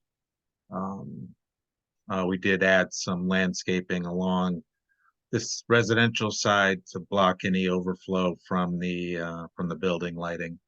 There is a kind of a patch of existing vegetation there, so we supplemented where there were gaps to provide a little bit of shelter from the light crossing over the boundary. And then the last sheet is just our detail sheet, which is the sign, sign detail, underground storage details, paving details, catch basins and so forth. And then we did get some review letters from various agencies today. I think one was Groton Utilities. They want us to add a couple more details to the plan, which is no issue. I don't think they didn't approve it because they want to see the details on the plan, but we would agree to a stipulation or as part of the approval that we would add those items to the plan. I think one of the PDFs I couldn't open, and we just received it this afternoon, so I'm not sure if Leslie would like to go over the planning comments, and then we can address those tonight. And then I think there was one other.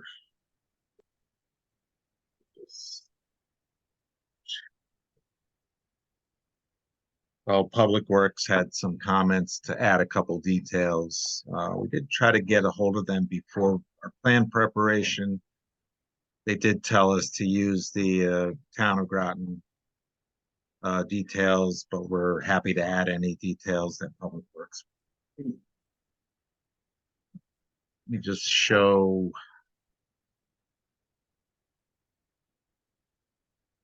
This is just the drainage. We got some drainage coming from the property to the north that comes down onto our property. So this is all part of our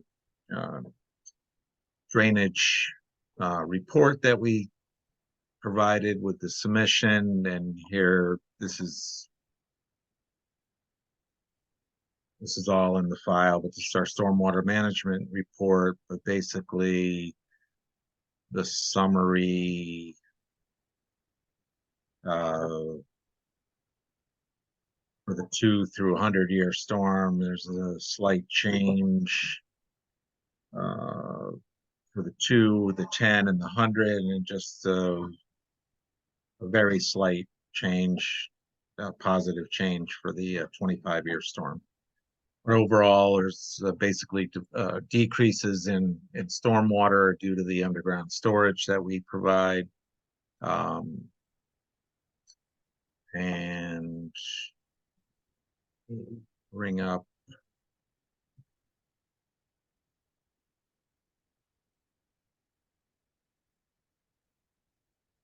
stop the share and start it again. This is the back of the building that's facing the commercial and the front of the building, so you can see the height. Inside the building is 16.4 to the peak is 22.10, well below the 45-foot allowable.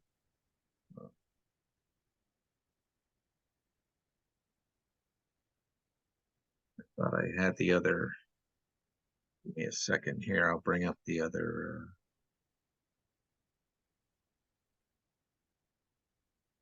Is this gonna be is this a steel skin building? Yes, it is.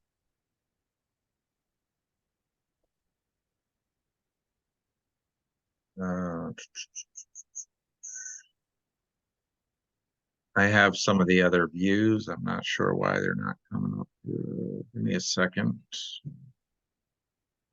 All right, I'm gonna stop the share.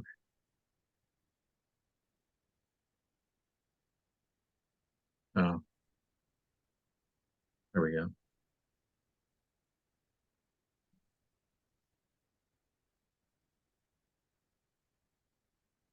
We all have them in front of us, right? What's that? Well, Mr. Pettis, we all have the other plan views and proposed images in front of us. Oh, okay. I was able to get it here. Okay. So that's the front facing Mitchell Street, which the entrance per your regulations, wants to be close to the edge, or close to the street. And that's the side where we talked about the garage doors, that would be facing the north.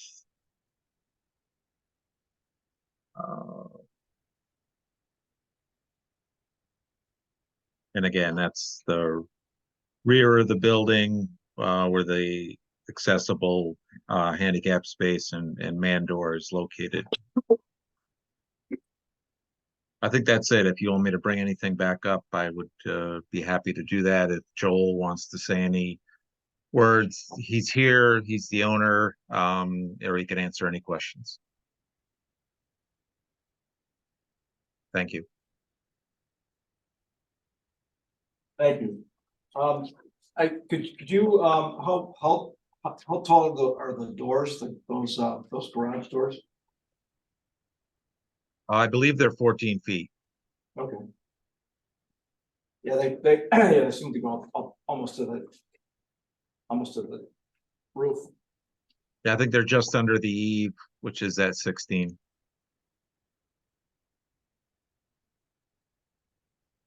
Lovely, any comments? Just a couple of things, some of which were mentioned, but probably at the very least, the comments from GU, sorry. The comments from GU and Public Works, and any of the comments related would need to be included as conditions of approval. The other thing, I have a question about the lighting. I see a foot candle, the ISO line from the detail. But I'd like to know, I'd like to see them on the plan, because when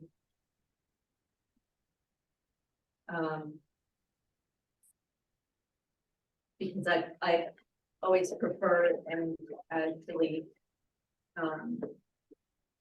we require zero bleed off of foot candles. So I want to make sure that that's what we've got. So if you can get me an isometric plan that, no, not an isometric plan. A plan that shows the foot candles not bleeding off. You gotta have zero at the perimeter of the site. Also, want to be sure that we're, you don't have glare. What's the height of your shoebox lighting?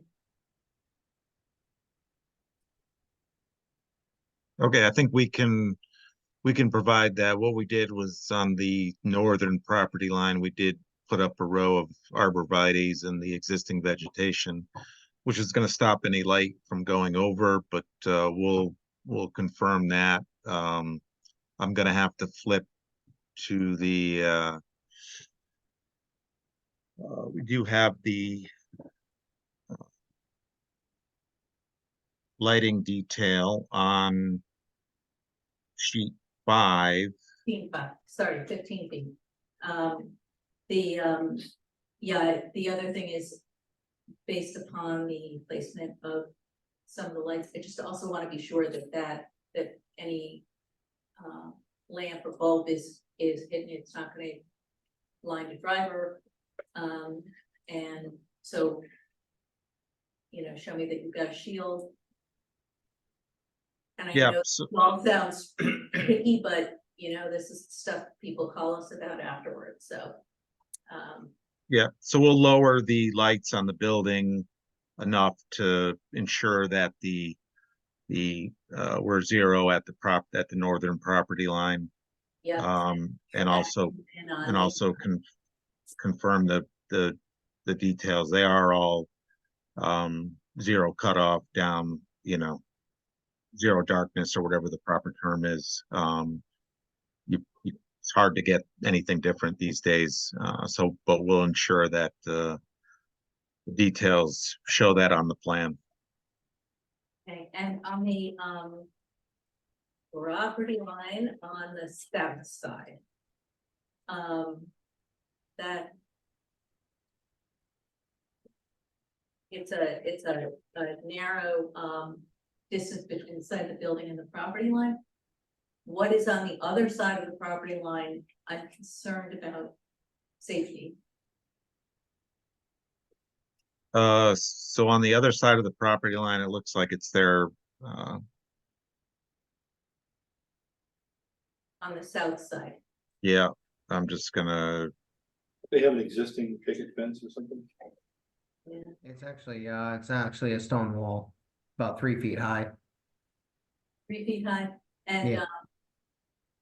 what about plantings and things? My concern is I don't want somebody to get pulled back into that narrow space. And this is even a fence going across from the picket fence. Yeah, I'm sure we could add something on from the front or the back of the building and just kind of close that area off, you're saying? Or Yeah. you're saying leave it open so they can get out? And so that they can be, make sure they can be seen also. It should be transparent. You don't, a solid vinyl fence is not, it's gonna be worse. If you want, we can chat about that offline. But that's what my concern is. Rather Yeah, than okay. concern, and you can figure out ways you want to address it, and we can talk about that and dictate how to do it. Sounds good. Okay.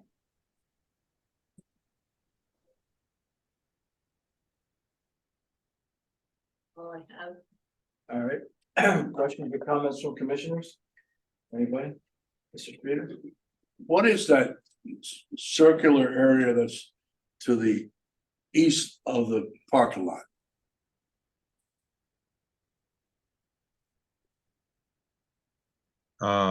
east of the parking lot.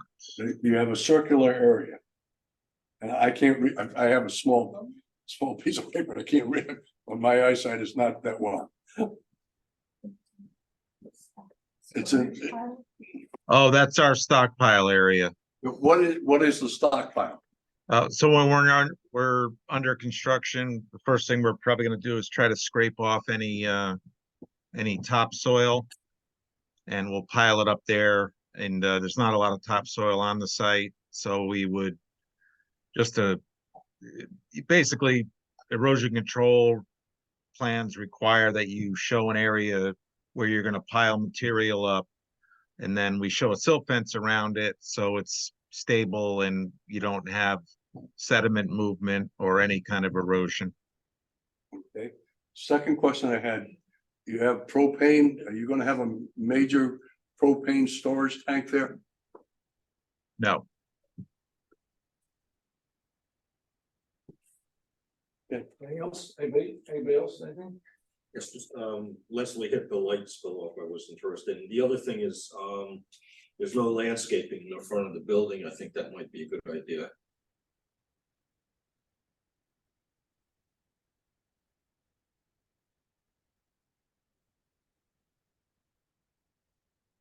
We could definitely add some landscaping to the left of the entrance. Looks like we could do both sides of the entrance there. Yeah, we'll work it around. We got the water, the sewer, and the underground electric coming in on that side. But we can definitely work some in on both sides, and maybe we'll move one of the utilities over so they're spread out a little bit, so we have some room for plantings. Good. All right, anybody else? So Russ? Yeah, just the observation about the light spillover at that particular intersection, it's very high traffic. I'm guessing this operation is more than just first shift. And then at minimum, you'll have lights on, the side of the building all night. So I don't believe so. It's a smallish firm. They do run one shift unless there's emergency calls or anything like that. So thinking, and Joel can back me up on this, that the lights, any kind of lighting is gonna be on a timer and it's, or be on a triggered by movement. And that it'll be off by, I would say 9 or 10 o'clock. Yeah. If not even earlier. Yep. Just the, you know, the location, the drive just south of the gas station there. There's a lot of traffic, pointing at the building. You know, turning left and right there, traffic coming up and down Mitchell. And, the placement of the crosswalk kind of dumping into your driveway, your proposed driveway. You know, might be the only concern. It's the, you wouldn't want lights in the face of the drivers that are trying to turn left or right onto Mitchell. And you wouldn't want them in the face of drivers coming down Mitchell at that intersection. And, you know, the city might have to address the crosswalk in terms of, lighting it or signage or something reflective, you know, signage, but, I don't think it's by itself a problem that the crosswalk runs into the end of the driveway. But I would just take the lighting piece into serious consideration because of the location. Yes, sir. You've got a crosswalk coming into that curb cut. Definitely want you to check in with the highway department. Did you talk to Heidi at any point? I did not talk to her directly. But we, you know, there's a couple things that crosswalk does end right at the sidewalk there. So I think it would provide, it's a good spot to kind of get up onto the sidewalk and the accessible ramp that would be there. If we were to move it one way or the other, we could probably, and we'll talk to Public Works and the Highway Department. We might want to just rotate it south a little bit, and just adjust the ramp a little bit. So, but it is at the entrance of, so people, you know, you're going to see people in the crosswalk. You're going to turn into this development. I don't think it's going to affect it. The outgoing will be away from it, so I think that's good. But we'll definitely get their buy-in. They didn't have any comments in their comments, but we'll address it directly with them to make sure. Yeah, I think if that curb cut has the ramp like you described, that might actually be an improvement to access to that crosswalk, because it's a very busy crosswalk. Okay, I think that you did actually, you should have gotten a review sheet from, it probably came from Danny. But it does say city specifications for monolithic curb and sidewalk are attached. Current detail sheet does not include city specifications. So just definitely please take a look at that. Yep. What about the document that you received and said rejected? Oh,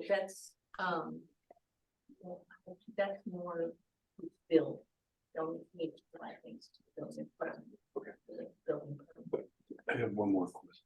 Go ahead. On the cemetery end of the property, is there brush or anything back there that blocks the view to that cemetery? Or from the people people visiting the cemetery looking at your property? There is a fence on their property as well as a stone wall that runs along that back line. Okay, thank you. Yes, sir. Anybody else, anything?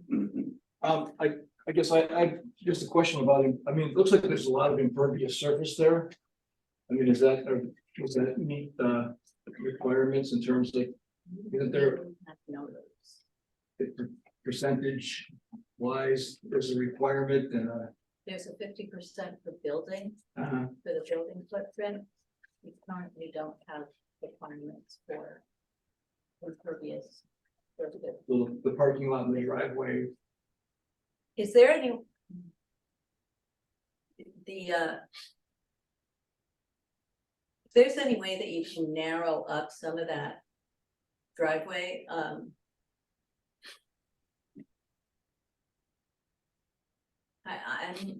proponent of a maximum of 18 feet wide for a two-way drive. I've been known to argue for less. But if there's a way to we have real flooding problems in this area. And so if there is a way to decrease the amount of impervious surface, it helping itself and a lot of others. Yeah, so we, That basin right there. you know, we tried to limit the impervious as much as possible, because the more impervious we have, the bigger our underground stormwater detention system needs to be. So we try to balance it the best we can. I think, you know, originally we had a few more parking spaces that were paved and we took those out. I could look at, I really don't think I would reduce the two-way travel way just because there's, Mr. Fulton has, you know, propane trucks, work trucks that need to get in and out. And I think it would be a safety issue. But we could look at maybe reducing by a couple parking spaces in the back, some pavement. I don't think he's gonna need all of that. And he could have some overflow parking onto gravel or a grass kind of situation. But I would really strongly think we should keep the 24 feet in front of the building. It's How do you feel about Grass Creek or something? How do you feel about Grass Creek? If you Love it. reduce it? anything that helps. Yeah, so maybe So, they should do that Yeah, for the parking spaces in the back. yeah, if you can get to at least some of those parking spaces, either grasscrete or something that's gonna let the water through. It's most municipalities are starting to deal with this. And we have a serious problem, like I said, we have a serious problem in this particular area.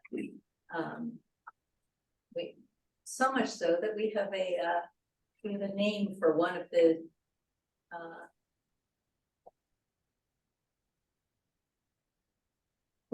I just Well, we've already commissioned a study to look at water drainage in that, the Five Corners area. yes, correct, not by you guys. The city. I mean, you don't have to pay for it, it's not for you. Unless you want to. But yeah, no, we have water that gets into the system and ends up coming out and bubbling up in other places, so it's a real problem. I know it feels like a small thing on a small lot, but we are really trying to chip away at as much of this as possible. Yeah, so we can commit to, well, one, yes, we are a small lot. We're just a little over half an acre. We did try to limit, but keep it, the use, so it's usable for Mr. Fulton and his business.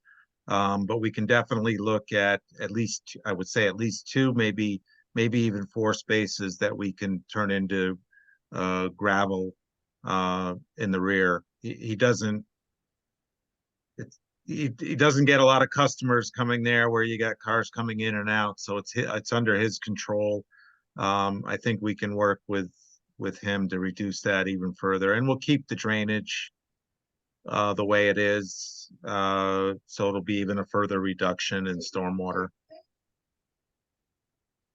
Am I correct in assuming that the slant will be heading toward that drainage and not toward the cemetery? That's correct. All the pavement drains towards that catch basin that's in front of the building. Okay, thank you. Yes, sir. Anybody, anything else? So we're gonna do a conditional approval on this, or want to come back to it, or? 'Cause it's I mean, is it a manageable list of conditions, I guess is the question, right? I'm, We would appreciate, if that could be possible. Somehow we missed the November meeting last month and, we were kind of hoping to, Mr. Fulton's got to get financing and so forth in place and the building ordered, and I was hoping to kind of be ready to go in this, ready to go building wise and up and active in the spring. So we'd really like to get started sooner rather than later. So we would appreciate any consideration for a conditional approval tonight. We'll work with staff to make sure that everything's addressed. pull you in. Go over for final run. You're okay with that? I mean, so we would. Yeah, there's nothing on this list that isn't, that I'm not perfectly comfortable with. Okay, so it would be approve with the condition that. This is the part I'm not comfortable with, is making the motion. If writing it, that the applicant provide information acceptable to the city planner, Groton Utilities and the public works. Does that cover all the bases? Leslie's on one landscaping in the front. Right, well, I'll put that into like as part of what Leslie's gonna, And lighting for. Leslie's gonna be the police on the lighting. Yes, lighting, the Production of impervious surface. Right, yeah, got it. all that stuff. Okay. And we just like keep it simple that, don't want to address concerns of the city planner and. Okay, so. So moved. All right. We got a motion for conditional approval from Mr. Rust. There a second? Second. Second from Mr. Rice. All right. Any further discussion on the motion? All right, hearing none, all those in favor say aye. Aye. Opposed? Abstentions? All right, the motion is approved 6-0-0. All right, Thank you. Thank you very much. Thank you. No extra fee for the entertainment portion of the evening. All right. Thank you. That's troopers. Yeah, take care. Take care, happy holidays. Yeah, you too. Yeah, good night. So we can put off the Yes. everything else until Yeah. January. Now, one thing, We Oh, we the do rain have to garden. do that. we need to do the rain garden. All right, so what do we, the rain garden, The green project, is that? yeah, Want me to just provide a brief overview? give us the 2-minute drill. And he's telling me. The no huddle. I saw the pictures, that's fine. Yeah. I'll keep it short and sweet. So this is part of the resiliency planning work that we're doing here in the city. One of the biggest concerns out of the plan that we recently did is stormwater flooding. So one of the ways for us to address that is to install rain gardens around the city of Groton to kind of help to prevent the water from actually going into the stormwater system itself. These rain gardens, bioswale, tree filters, treat the water, prevent them from getting into the system. So in essence, the project that is before you is the municipal greening project. It is looking to install roughly 2,000 square feet of rain gardens right in front of the municipal buildings to help with the parking and asphalt that is there. We received a grant from the Connecticut I think it's Urban Green Community Gardens grant for about 17,500. We are matching that with in-kind services from Public Works. They will perform all of the work. But the grant will pay for the materials and for our partnership with the Eastern Connecticut Conservation District to provide us with landscaping plans and an appropriate list of species as well as a maintenance plan. There are a few other things, like this project is kind of still underway. We requested from the city council to allow the mayor to go into a contract agreement with the state to get this moving, but we also wanted to make sure we brought this before this body to make sure it falls in line with our plan of conservation and development. And This is a voting. to May 24, so what you're considering is whether with all of that explanation, breakneck speed, it's consistent with the plan of conservation and development, so that it can go to the council, and they can, if you vote for a favorable recommendation, they only need a majority to approve it, and if you vote for a unfavorable recommendation, then they'll need a 2/3 vote. These are rain gardens and we love it. Yeah. Seems pretty straightforward. Anybody have any questions or comments? Illustration on page 4, Sierra.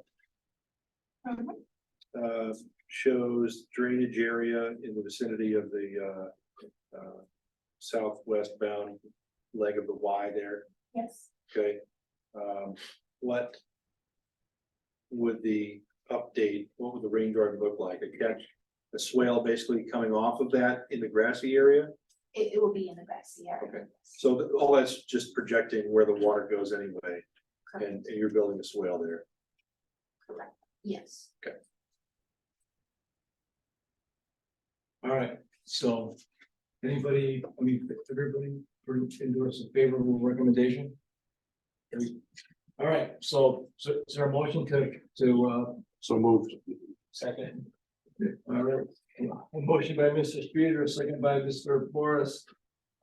Any further discussion on the motion? All those in favor, please say aye. Aye. Aye. Opposed, abstentions, all right, that the rain garden is approved. 6-0-0. All right, do we have a list of our scheduled meetings set up for next year? Not Well, the city clerk yeah. tends to schedule them out based on prior year's meeting schedule without input from various commissions or boards. So they're locked in. We could only hope to pitch a fit and move to change them, but they are already on the city calendar. Okay, so, but we don't have to approve that, is that correct? We don't have to have like a. Connecticut general statutes require that we do by the end of January of the year, to approve the schedule as you know, scheduled. As proposed. Yeah, it's been proposed for us. Yeah.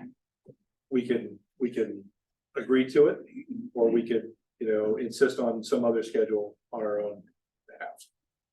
Yeah, well, thanks, because I thought I remember voting on it in the past, that's why. Yeah. So, we'll vote on it in January. all right, so we can vote on it, we'll. I don't have it. Okay, well, Yeah. so we can vote on it in January, but our next meeting would be, January Yes. 16th. well, but it's Martin Luther King Day, Right. the 15th, so we'll be on the Yes. 17th. And we Right, do good job, that Wednesday. every, What's that? there, Wednesday. Yeah, it would be, we'll push it out to the Wednesday, the 17th. Okay. Because, yeah. Yeah, MLK Day. Yeah. And I understand everybody that was here tonight is gonna be re-invited. yes. Yeah. Engraved, For round two. invitations for going out. And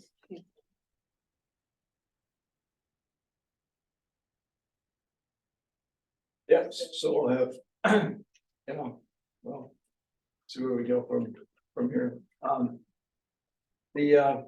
So anything else, anybody have anything else we need to talk about tonight? All right, motion to adjourn, Mr. Rice, second, second from Mr. Streeter. All those in favor say aye. Aye. Opposed, abstentions, we are adjourned at 10:25. thank you all so much. Thank you all very much. We'll get 5 minutes. Hey, Carrie, if you had written comments